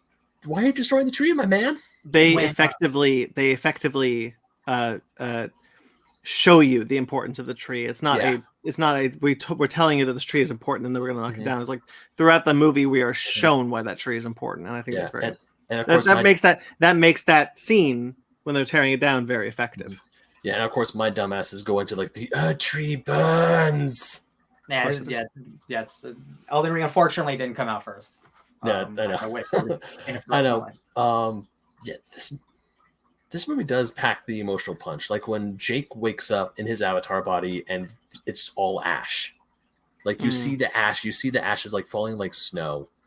And it's like, man, you see the true devastation of what happened. You can't even see 20 feet past in front of him. But thankfully his dragon's still there. And I know they're banshees or Ekrons or I forgot what they're called already. Ekrons. Call them banshees. Yeah, banshees, but to me they're sky dragons. I don't care. Yeah. The thing specifically that scene that really gets me is the mom going like, and I'm like, or even when the tree is being attacked and she comes to Jake and Grace with the knife. I'm thinking, oh, I forgot that she's the one who sets them free, and she's like coming up, looks like she's gonna stab him, and it's like, if you are one of us, help us, cut, get. For me, one of my favorite lines is Jake when he's trying to convince them of the danger, and he says the sky people will come like it's when he's connecting to Awa and he's warning her and he's saying, look into my brain, the sky people, they will come like an eternal rain that will never end unless you show that they can be stopped. You have to do it now or they will just never ever stop coming. And I thought that was really good. Going back to the score, I do think the theme of Avatar, I guess it's the theme, could have been a little more pronounced in the movie, because I heard it this time, but I heard it because I heard it in the trailer for the second one. And I was like, oh, there you are, theme. I don't think it's as clearly pronounced in this movie as it should be. I agree. Yeah. It was surprising to me to say this, but the Amazing Spider-Man theme is more pronounced than this one. James Horner makes some very good themes. I like him a lot. I like the score, but Sparks is right. The theme should be more pronounced than it is. It's a little buried. Yeah. So in my memory, when we were talking about, the return of Stephen Lang for The Way of Water, I was like, oh, that makes sense. I think he fell off a cliff. His death was ambiguous. It's not ambiguous. He's dead. He was shot with 2 arrows that kill him in an hour, and he had his mask on. 1 minute. Sorry. Is it 1 minute? The neurotoxin kills him in 1 minute? In 1 minute. Oh, see, and then the mask is off also, and he's supposed to die in 12 minutes from that. So, he's done. Yeah. He's dead. So, I want us to finish talking about Avatar, and then I just want us to speculate about Avatar 2, because those trailers, now that I know, are kind of wild. Grace dies. She doesn't get her body transported into the Avatar body. Spoiler alert for the trailers of Avatar 2, Sigourney Weaver's in the movie. So is Stephen Lang's Quaritch. Very interesting where they're both ending up. It's so crazy that it took 13 years to get the second one. There's a line in that same scene that Sparks was talking about when Jake is trying to when Jake is praying to Awa. They killed our mother. I really like that line because it says a lot. It says a lot. If I am remembering the line correctly, and albeit I might not be, but if he truly does say they killed our mother, like I thought I heard, that means he has disassociated himself from the people who are attacking Pandora, but still considers the green of Earth that he never saw to be his. I thought that's a pretty cool line that tells a lot about a person's character. Yeah, and it is, even though again you can see the trajectory of his character, it is nice seeing him be like, oh man, this stuff is important. I used to just be big old meathead like a gunman, but spirituality and being connected to something is important. And we talk about kind of the predictability of the script, which it is, but there's one thing that I'm really happy they didn't do, which is that Sigourney Weaver doesn't feel betrayed by Jake. Mm-hmm. When it's revealed that Jake has been, she always knew. She knew. She just didn't care. She needed him. And so when it's revealed when Lang pulls up the thing and there it is, she has this moment where she puts his hand on his shoulder like, it's fine. We're beat. Yeah. It's one of those things where I think it could have used a moment, but what I do like about the movie is that the guy on her team learns that he's in the room with Lang telling him information. Max. And then without telling Jake why, they say they're just like, well, I want to get out from under their thumb. We're packing up, we're moving. And they move all the stuff. And they don't confront him about it. They don't talk to him about it. They don't say don't talk to him or that kind of thing. They know he's very, very important to their research and what they're doing and the Na'vi. right now. So they don't want to ruin relations with him. But they can't have him just regularly going and informing. So that the move off site like is a really smart, judicious way to like, okay, let's hope that enough exposure away from him and with the Na'vi and us is going to change him. And it does. And yeah, the video log thing, you're right. Like, she's not surprised by it. And I think the important part of it is that she's just like, it's not even one of the times where he was like reporting information to them. He was just talking. Yeah. But they had it. Yeah. Yeah. There's the nope, it's gone. Shit. I was just about to write it down. I had it. All right. Into Pandora. Gail, I'm not going to answer that. That's a weird question that I have no idea how to answer that. I'm assuming that because they were cold. That's all I'm going to say about that. I guess so. Because it's got to be, yeah, I don't know. Yeah, I think that this movie has a lot going for it, and I think people deserve. I think the general audience does really like this movie because it's made a buttload of money every single time it's re-released. So like, I guess they don't need it, but like maybe Film Twitter needs to give this a rewatch and like reevaluate this film because honestly it's not as bad as like history is trying to remember it as. Yeah, I don't. Like I think literally everything I've ever seen people say about like the script is bad, the story is bad for these parts is like mostly accurate and I think a fair read. Like, is the film as a whole better than those parts? Yes. Yeah. I think it is. I specifically I know people I follow on Twitter, people of color mostly. They're like, I don't want to watch Avatar because it's just a white savior movie, and it is. There's no denying that is a part of the movie. There's a white dude coming to save these other people who can't save themselves in a way. And there's some people who they don't want to watch movies like that. And I get it. I 100% get it. I think that is being I think it's giving the movie the disservice because it is a feat that this thing exists the way it does and how beautiful it looks. And James Cameron wanted to tell a story of environmentalism, but he also did it in a way where you have to have native people and someone has to come save them. So that is a push and pull that just that's just something that's on you if you want to watch something like that. So I can't fault anyone who doesn't want to watch that. Mm-hmm. I do wonder if it would be it wouldn't change a lot, but if it would at least be a slightly more acceptable, the way they're going about the story, if simply Jake were not white and a person of color, just to integrate more to being again talking about because all of the Avatar, all the Avatar actors, Zoe Saldana, Laws, CCH Pounder, Wes Studi, who's an Indian actor, they're all people of color playing the Na'vi. There aren't white people playing the Na'vi, so right. It is there. That is a part of the movie, right? But I think you can give movies credit while still having critical stuff to say about it. Yeah. I don't think I have anything else unless I can remember that point.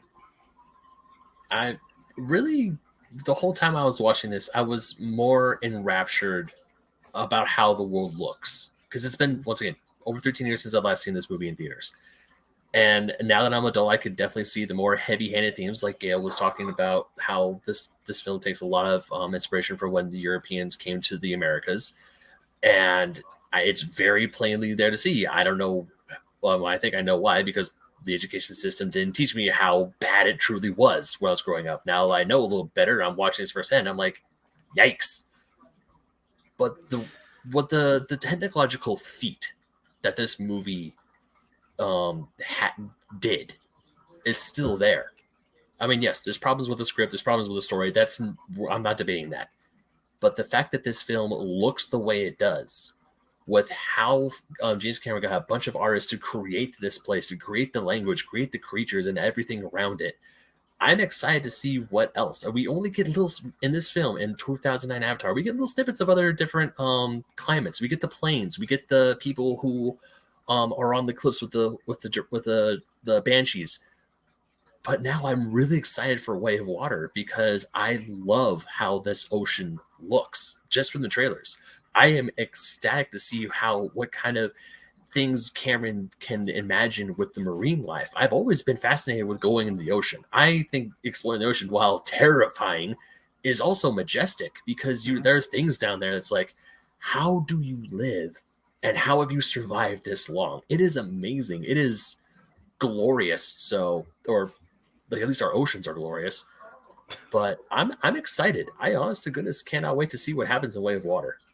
The I like the credit sequence too, because it's just like, look how badass our VFX artists are. Look at these mountains. Look at that river.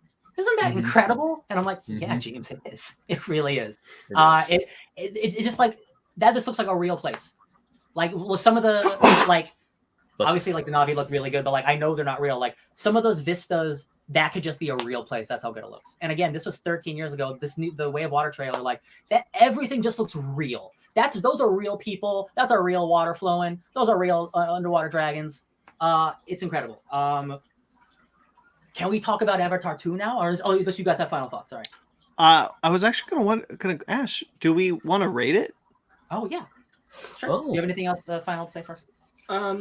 No, I think overall, I think you guys covered it pretty well. Like it really does come down to that, it is a technological feat in the hands of a master filmmaker, and for that, it extends past its faults. Mm-hmm. Well said. What would you rate it? Yeah. I would give it an 8. It's an 8. Yeah, I would say the same too. 8.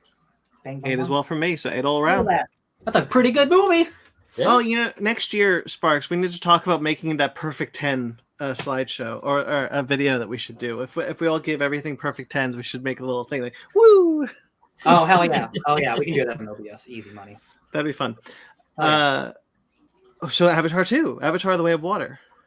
So Grace is now a 15-year-old daughter of Jake Sully. When him and Neytiri had a kid, somehow Yahweh was like, "I want Grace to be back alive. Here you go," because she's now part of. Oh, this really reminded me of Krakoa. Super hard how Krakoa is now interconnected with all the X-Men. I'm like, damn, like I really like that. I am the thing I am most fascinated about is Stephen Lang's character, because Ben, I don't know if you caught this, but he's an avatar in one of the trailers. Oh no, I saw. He crushes his own skull. Yeah, I think that's the dopest thing on the planet. Oh no, it's badass, but at the exact same time, it's like, how? You dead. So, Dead. Here's what I'm thinking. Here's my fun theory how that happens, because like he clearly becomes an avatar. That is a thing that happens in a movie, right? So how does that happen? I have a feeling that the government, the military, took over the avatar program from Grace and all them, and now they're using it in evil ways. So we see multiple evil avatar people. So like they can't fight the avatars on their own. They have to become who they hate so they can fight them to be stronger with their carbon density bones or whatever the hell they said. That's funny. I love that. Naturally occurring carbon fiber. Yeah, carbon fiber. That's hilarious. Yeah, like an evil avatar program is such a cool idea. I love that idea. Any theories about that? Here's the idea that it's not going to be that I just had, and I kind of like it. Stephen Lang is a ghost in the machine, and his mind was computerized, and he is unknowing to people. This was not on purpose. He has infected the mind of a Na'vi, so he becomes like this evil like ghost in the machine. That'd be really fun. That's not it. It's definitely not it, but I think that'd be fun. Okay, so like my favorite ever since my fiance's sister said it the other night is that it should be Stephen Lang's twin brother, who was a scientist and working on getting a Na'vi body in the program, and his brother was now murdered on the planet, so he's got to take over a Na'vi body. I really, really want that to be it. I think that's poetry. I think that is. Like he sees his brother's skull and he destroys it. Yeah. You're too weak, brother. I won't. Yeah, I just think that's an incredible idea that like the villains will also be avatars. Now I have one not worry, but I'm worried that the story will not be more in depth than I want it to be, just like Avatar 1. Because it's very much a thing of like, hey, we need to stop the humans from destroying our planet. And if it's just going to be that again, then it'll be another, hey, it's really good looking visually, but it's kind of a shallow story. Shallow water, maybe. The thing I'm not worried about on the counter of my own take is this is a over 3-hour long movie where we have not seen a lot of the movie. The trailers are showing us the same scenes from different angles, like just more of the same scenes. So again, hearing that this movie is way crazier and bigger than the first one, it is more mystical and like anime. They're not showing us any of that. So that makes me really excited. There's a brief scene where Grace Navi is doing almost like a Kamehameha, like she's lighting up. Now I'm super curious about all that stuff. Otherwise, like I am a little worried that the story will just be we need to team up to fight humans again. I think there's still a really big question mark on that human boy running around with them. Did he just adopt a kid? That's a really, really big question mark. Yeah. As far as we know, he adopted a human boy. Yeah, but from the context is still weird, like baffling. Yeah, frankly. I mean, part of me. What I'll say, I just real quick, Ben. I want to counter to what Ryan was saying, which is that I think that it's fully possible for the story to continue to be the humans are coming to try to take our resources, and that can be the story of 2 through 7 of Avatar, and that's fine because colonizers will just do that. They'll just keep coming and they'll find new ways to do it. That's true. What matters is what else is happening in the movie, even if those are the stakes. No, absolutely. And like, what else is that going to be? So like, as long as all of that is more full and rich and alive and fleshed out like the world of Pandora itself, then we're fine. The stakes can still be the humans are coming to try and take the stuff from the Na'vi or wipe them out or take their resources or get the unobtainium, whatever. It's all about how you're telling that story in this. Also, it seems what I think is probably going to end up being generational storytelling because we're getting their kids, and I don't think we're going to get to Avatar 5 and it'll still be Jake and Zoe Saldana at the lead. I think it's going to be their kids or grandkids. Like, we're going to go through generations of what's happening here on Pandora. Yeah. Sam Worthington recently said that 3 is done shooting. He has to go back for additional photography, but 3 is done shooting. So at least we're going to get 3 because this movie, this movie has to make $1 zillion to break even. Come on, James. I don't know. This one is still not more expensive than Pirates of the Caribbean on Stranger Tides. Fun fact. Still expensive though.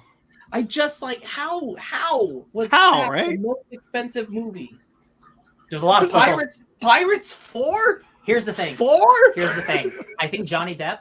That's at least 20-25 million alone right there for him, right? So many special effects. That movie is hardcore. Like, I'm a ghost pirate, man, and we're doing ocean shit. Pirates 4 is more expensive than Pirates 5, and I don't get that.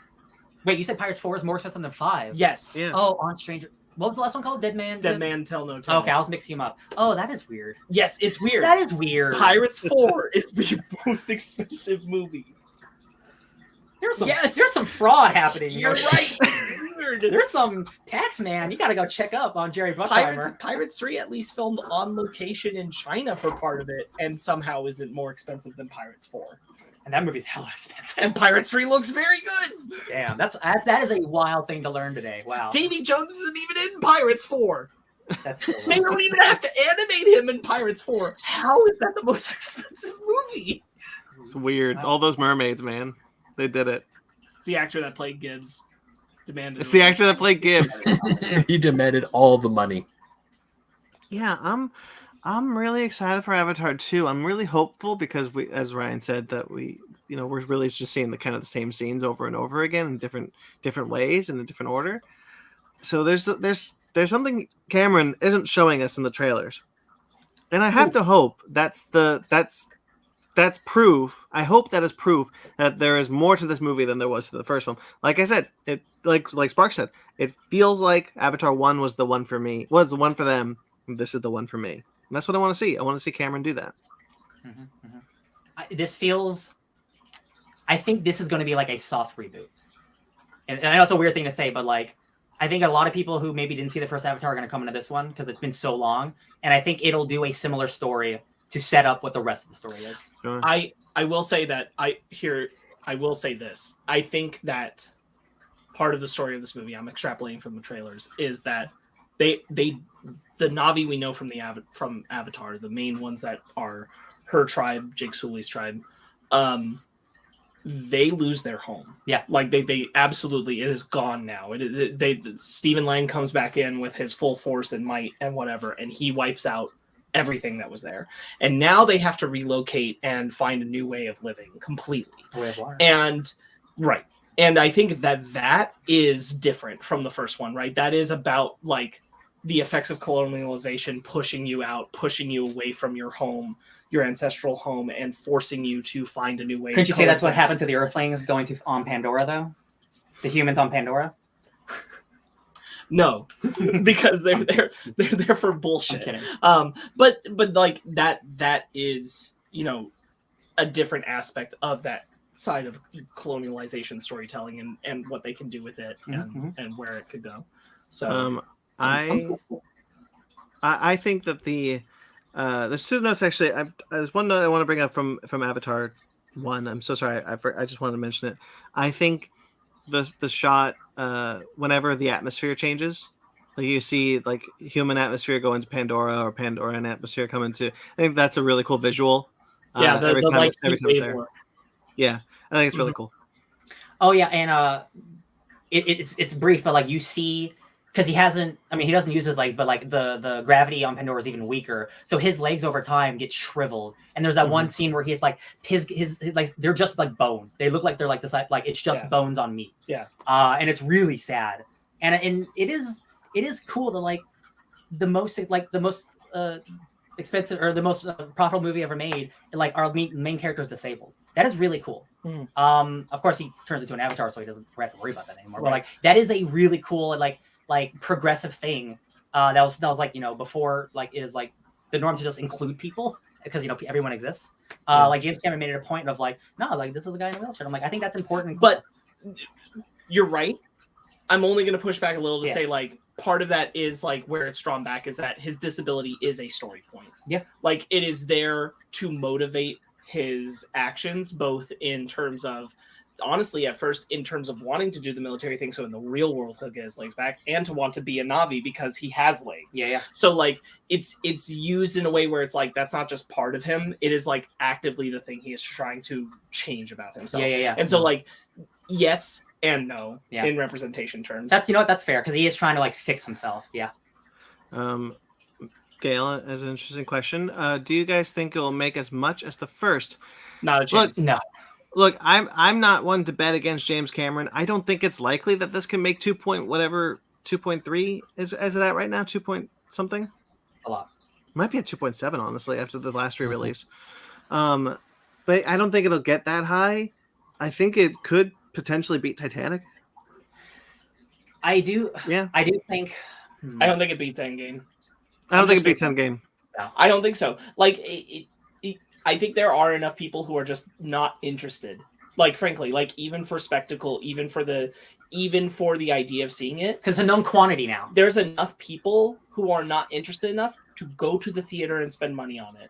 There are people who are going to wait for it to show up on Disney Plus. And that 3:10 runtime is a lot, and that will hurt some people who they just don't like long movies too.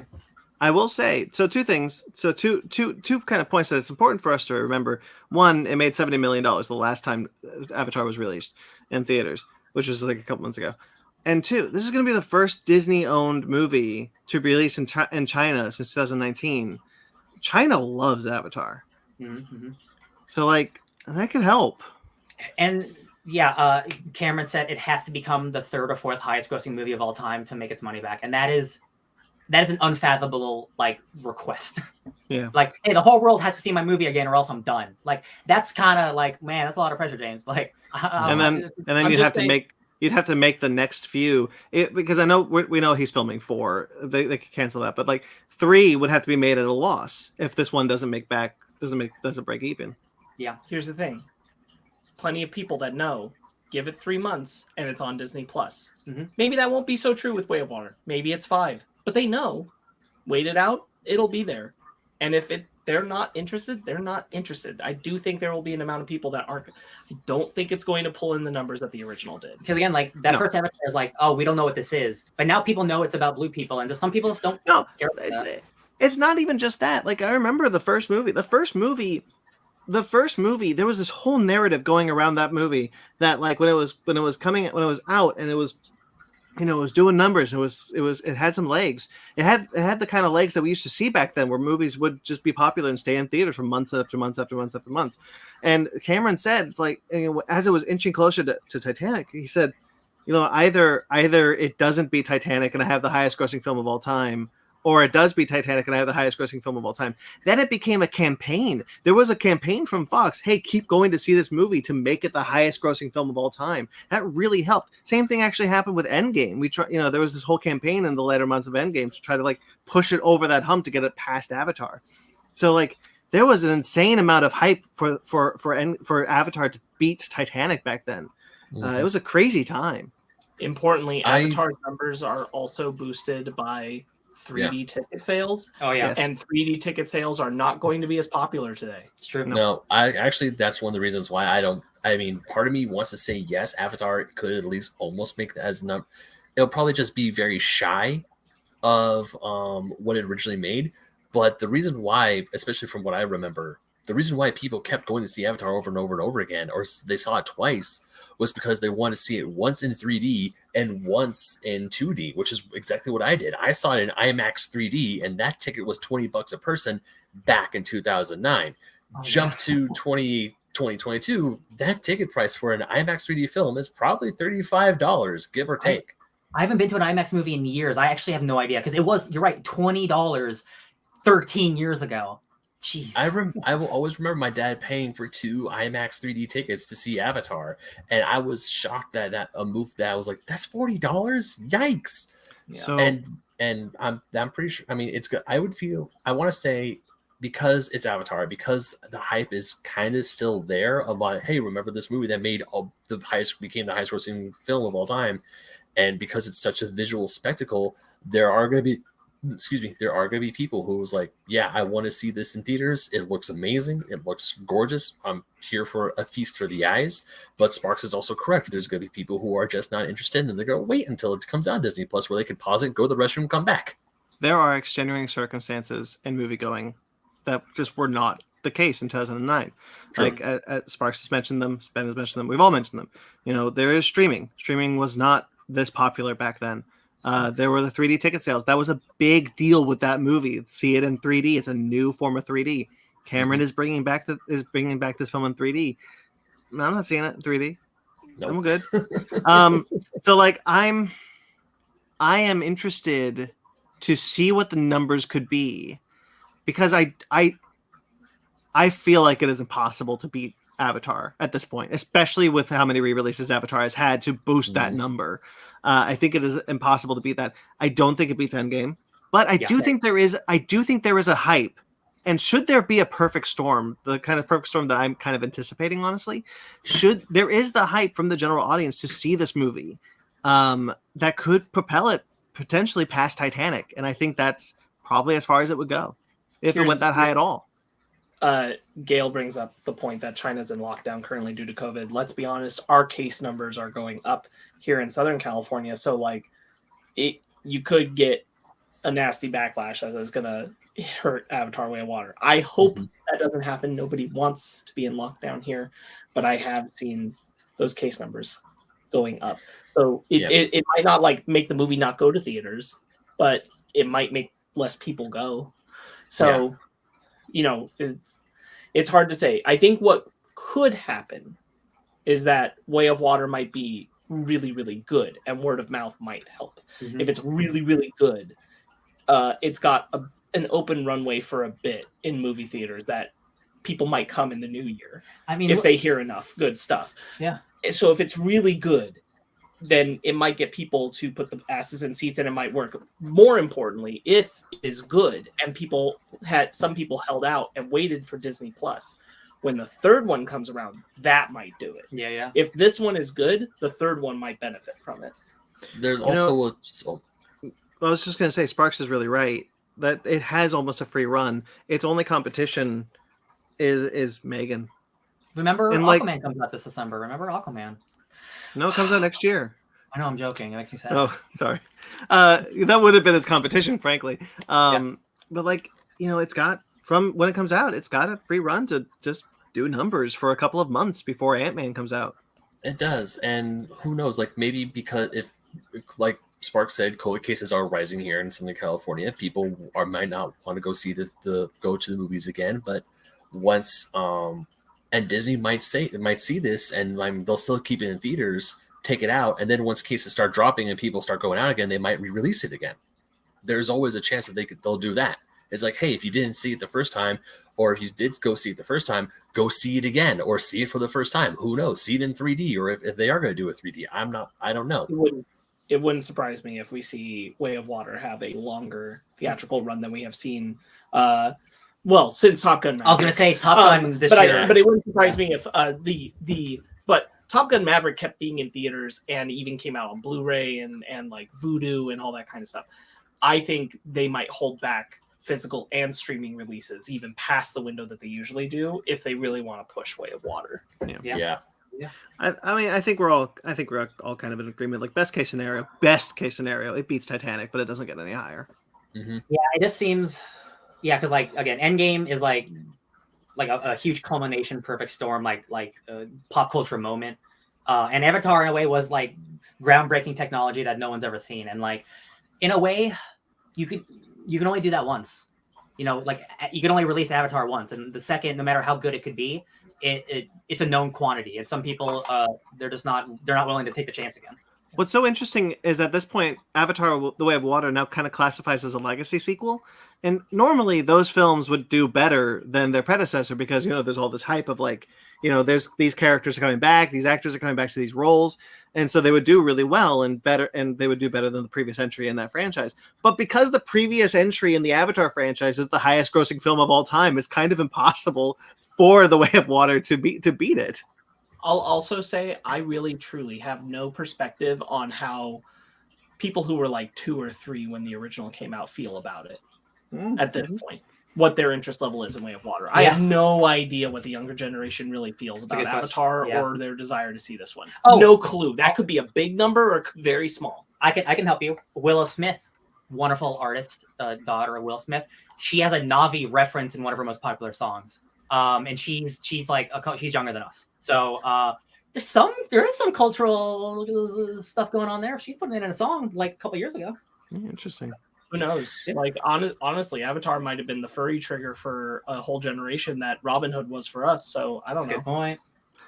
God, that Sigourney Weaver waist was very thin. There's a quote that James Cameron said that I just found out about.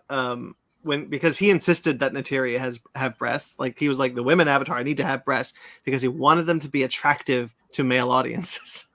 Well, yeah. Find that funny. Got some sick ass freaks out there. All right, book club. There it is. I was about to do the Elden Ring thing again.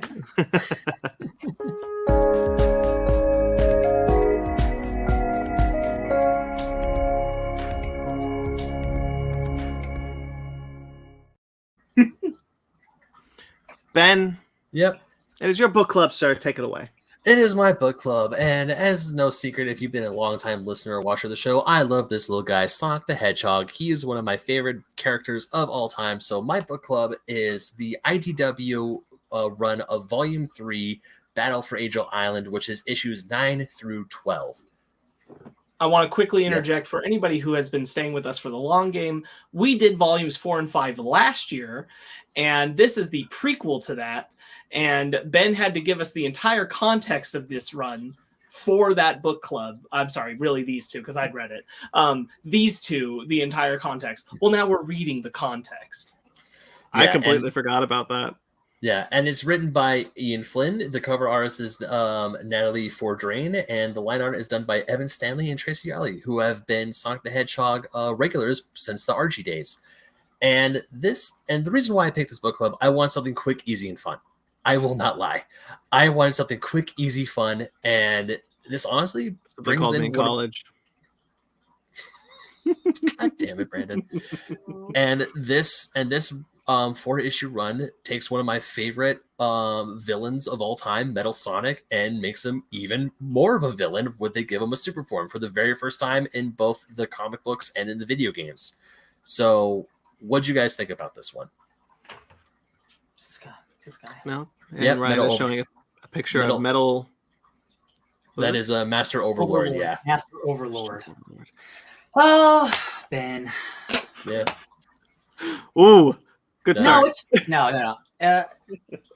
It's just like we've read like 3 or 4 of these Sonic comics now, and it's fine. I know. It is a quick, easy read. I think the art's really nice. I think the art's really good. I think the art is really good. Mhm. I do like it a lot. I think it's got a great style. It's like no disrespect. It's a kid's book and it's written for kids, and like a lot of the characters just sound the same to me. To be honest, like a lot of like personalities are kind of similar. Mhm. I was most interested in what's the evil not the evil guy who Dr. Starline. Yeah, I remember him from the last time we read the book, and I liked him a lot. I think his design's really cool. He Supersonic and Blazing. Who's the Blazing lady? I got a picture of it. Blaze. Yeah, Blaze. She's like from another universe. I don't know about that, so that was kind of cool. Like she has her own version of Supersonic. I think the action's cool. It's light and fluffy. Like Yeah, that's why I picked it. I just want something light and fluffy. After the week I had, I'm like, I just want something light and fluffy. Evan, Sonic. Oh yeah. For the final book club of the year, this is a wild choice. I know. Obviously, I'm like, I'm jonesing for some Sonic the Hedgehog. I'd like to read some cool stuff. I'd like to watch some cool stuff of Sonic the Hedgehog, play some cool stuff. But I don't know, man.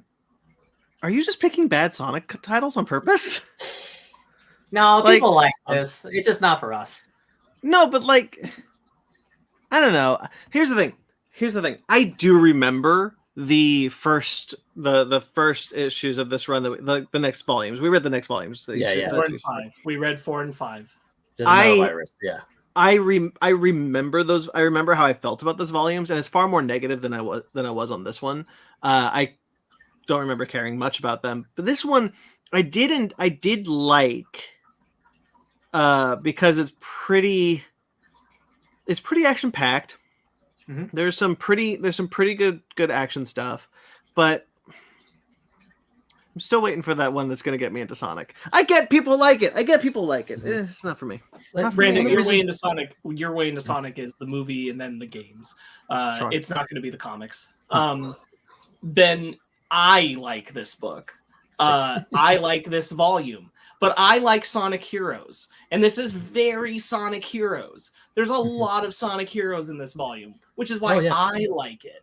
But if you don't know those things, it doesn't mean anything to these two. They're not familiar. Seeing the giant dragon version of Metal Sonic, I'm like, that's really cool. That's like when he turned into that giant boss at the end of Sonic Heroes. They don't know that. I was a little baffled that you went backwards instead of forwards.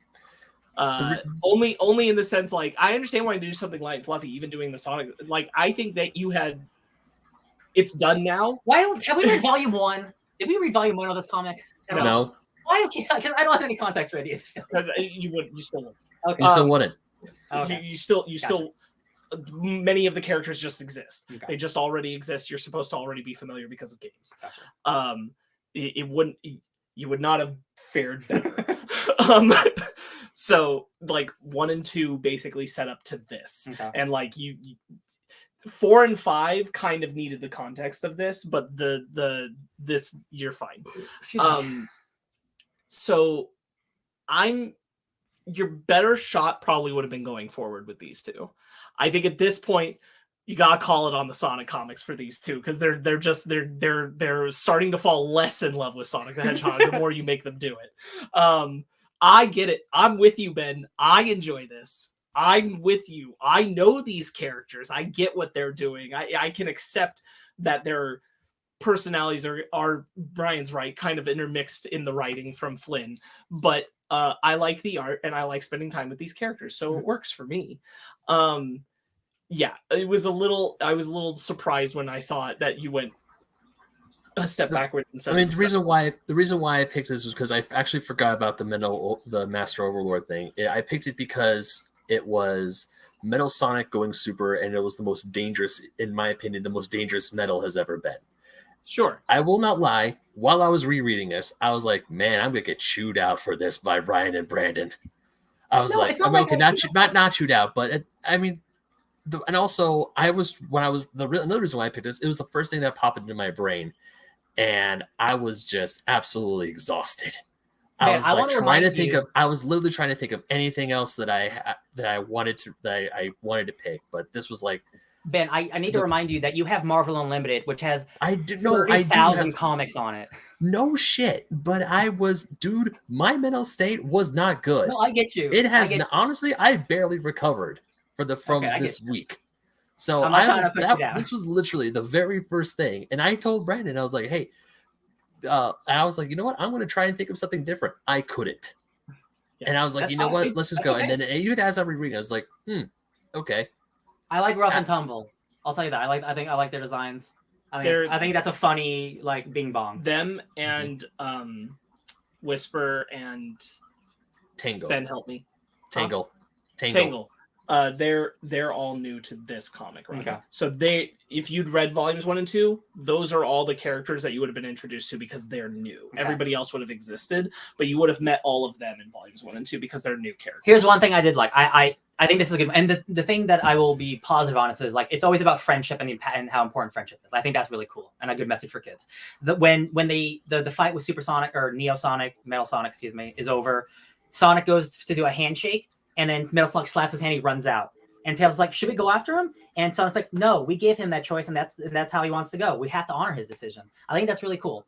I think that's like kind of like a mature way of going like I tried to do the right thing and like he didn't want nothing to do with it, so I'm still gonna be me, he can be him. I respect it. I think that's a cool little thing.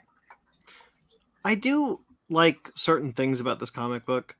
There's one piece of art, you guys mentioned the art and I wrote this down because there's a bit where Knuckles has gotten the Chaos Emerald out of Neo Metal Marvel Master Overlord, thank you.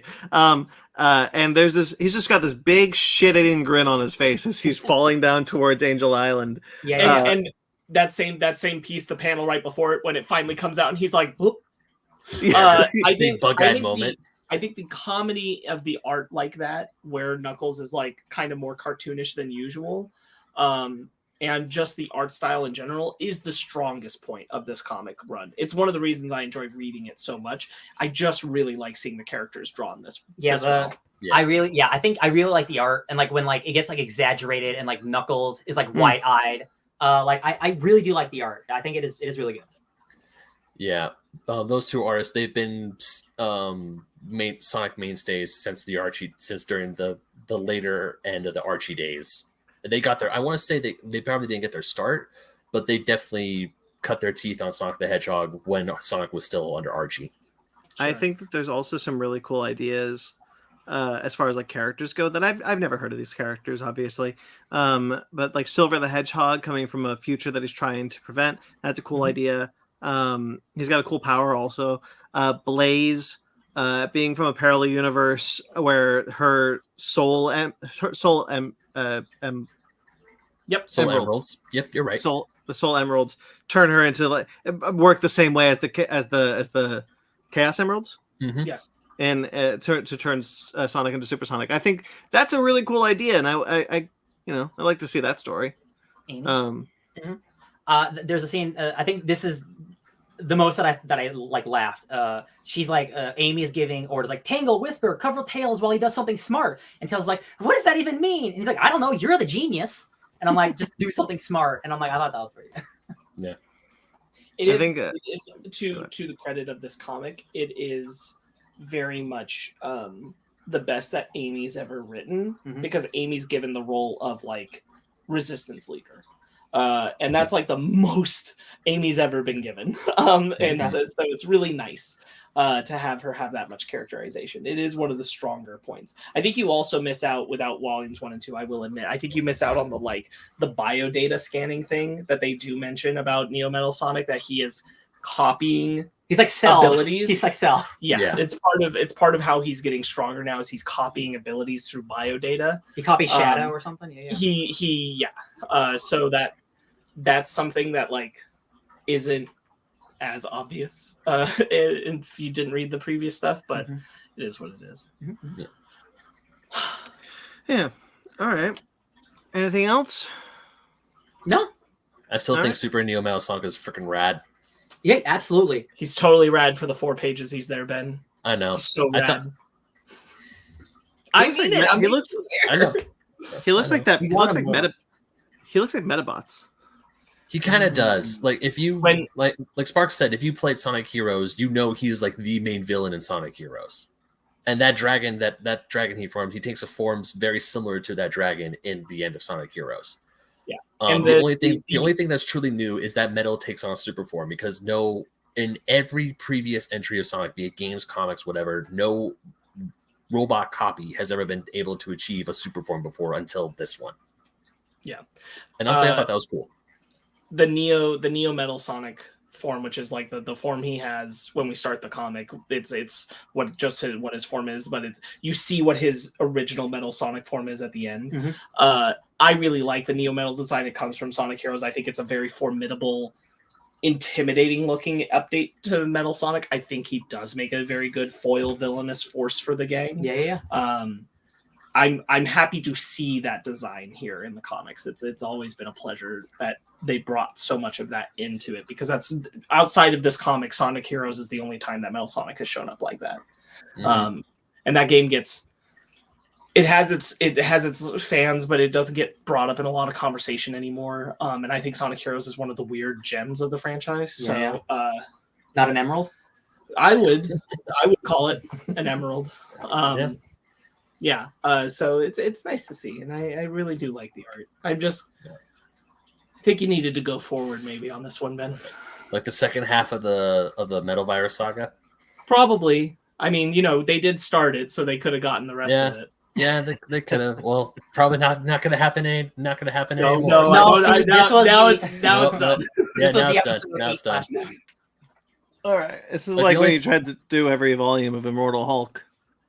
Slowly but surely.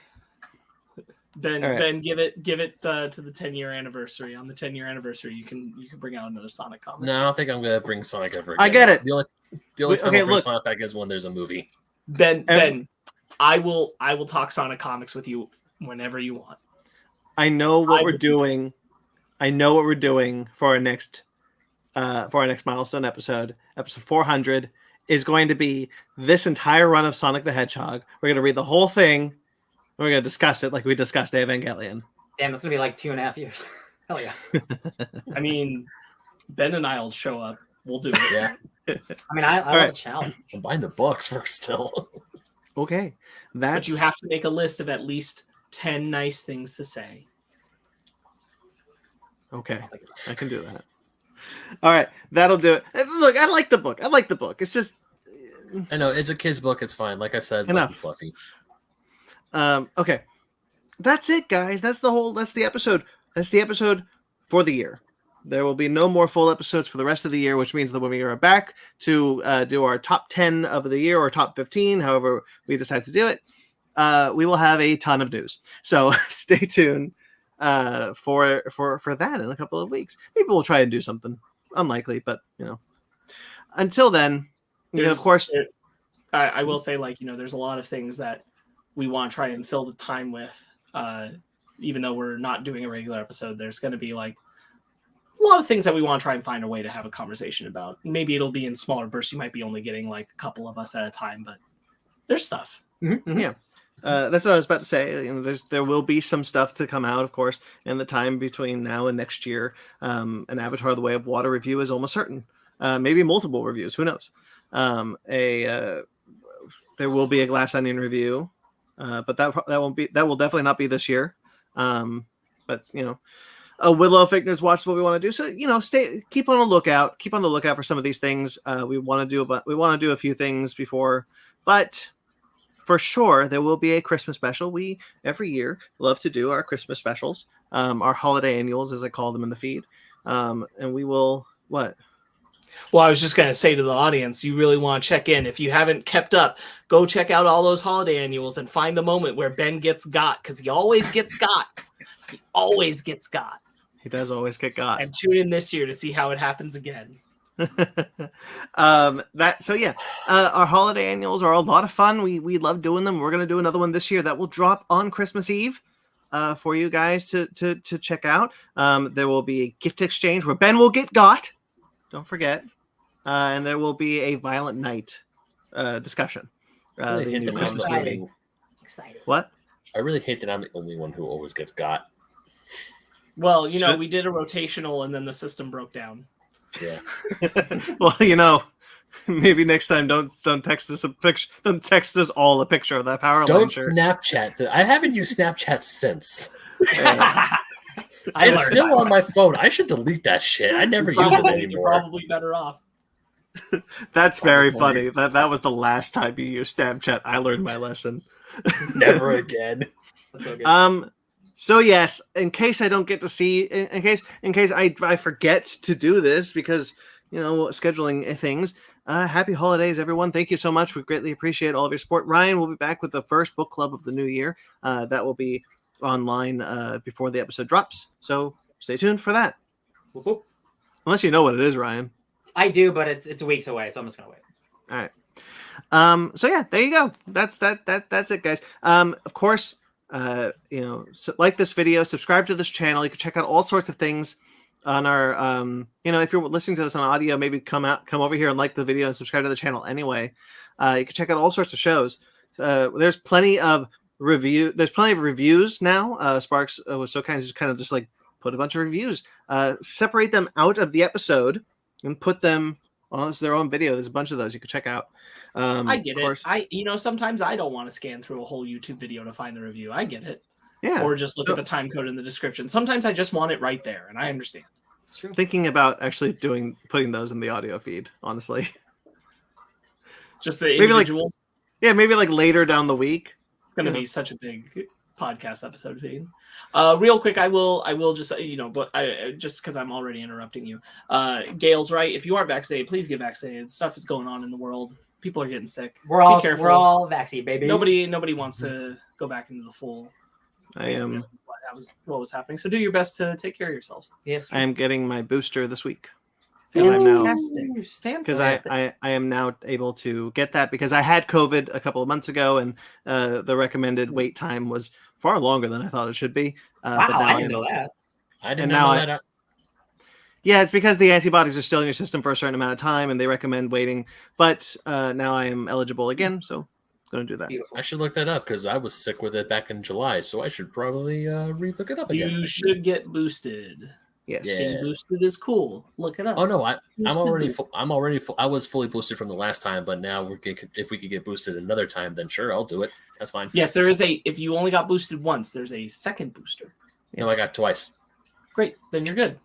Right. There was a third booster. I don't know. I keep hearing different things. I keep hearing that there's a third possible booster. I don't know. I gotta look into it. At any rate, of course, guys, going back to the show, like this video, subscribe to this channel. Check out all sorts of other shows that we have on this channel, such as our Fake Nerds Watch series, where we just finished up Star Wars Andor. Check that out. Guardians of the Galaxy Holiday Special is also in that series. There's a bunch of stuff. We have talked about the entirety of Marvel Phase 4, the MCU, Phase 4 of the MCU, and Fake Nerds Watches and in episodes. You can find all of those. Every Star Wars show, we've done it. There you go. We got a bunch of them. Go check them out. There will be more. Sluts for entertainment. We are enter sluts. Nope. No. We'll workshop it. We'll workshop that one. This is Prawn Hub all over again. Prawn Hub. Oh. Wow. Wow, that's a callback.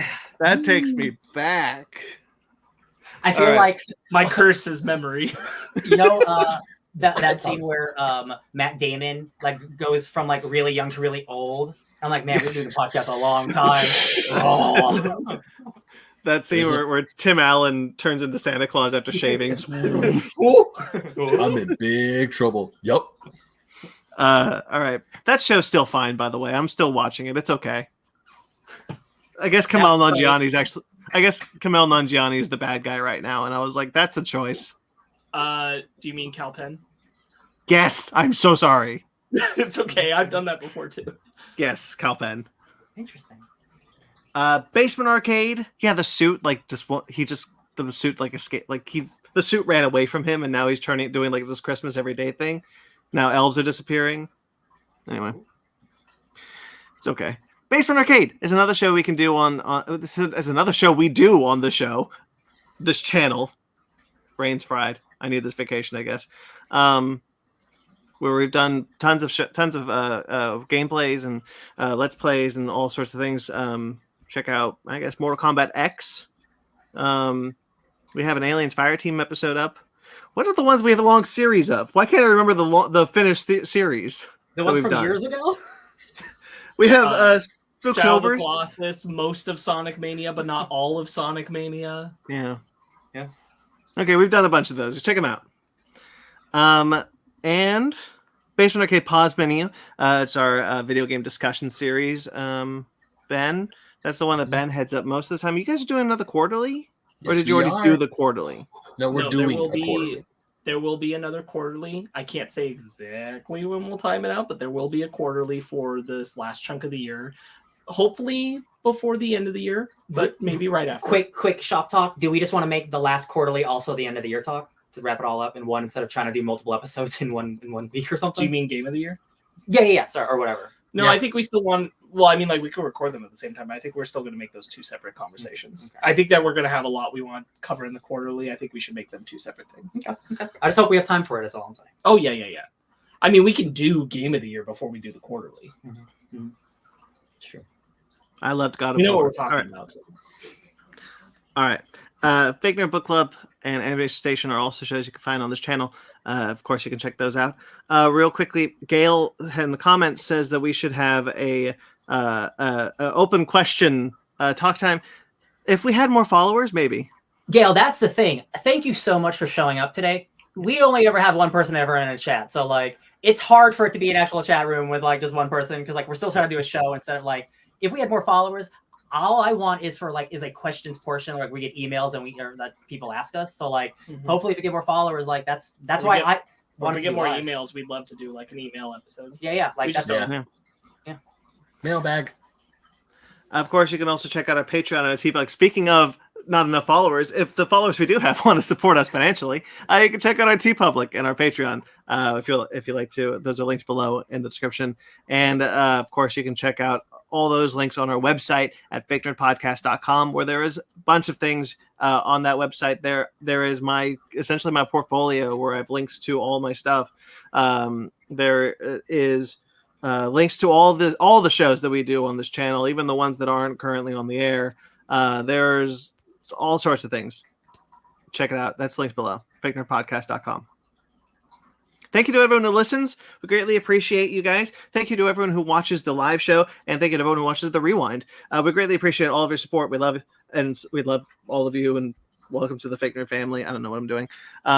We'll see you in the new year.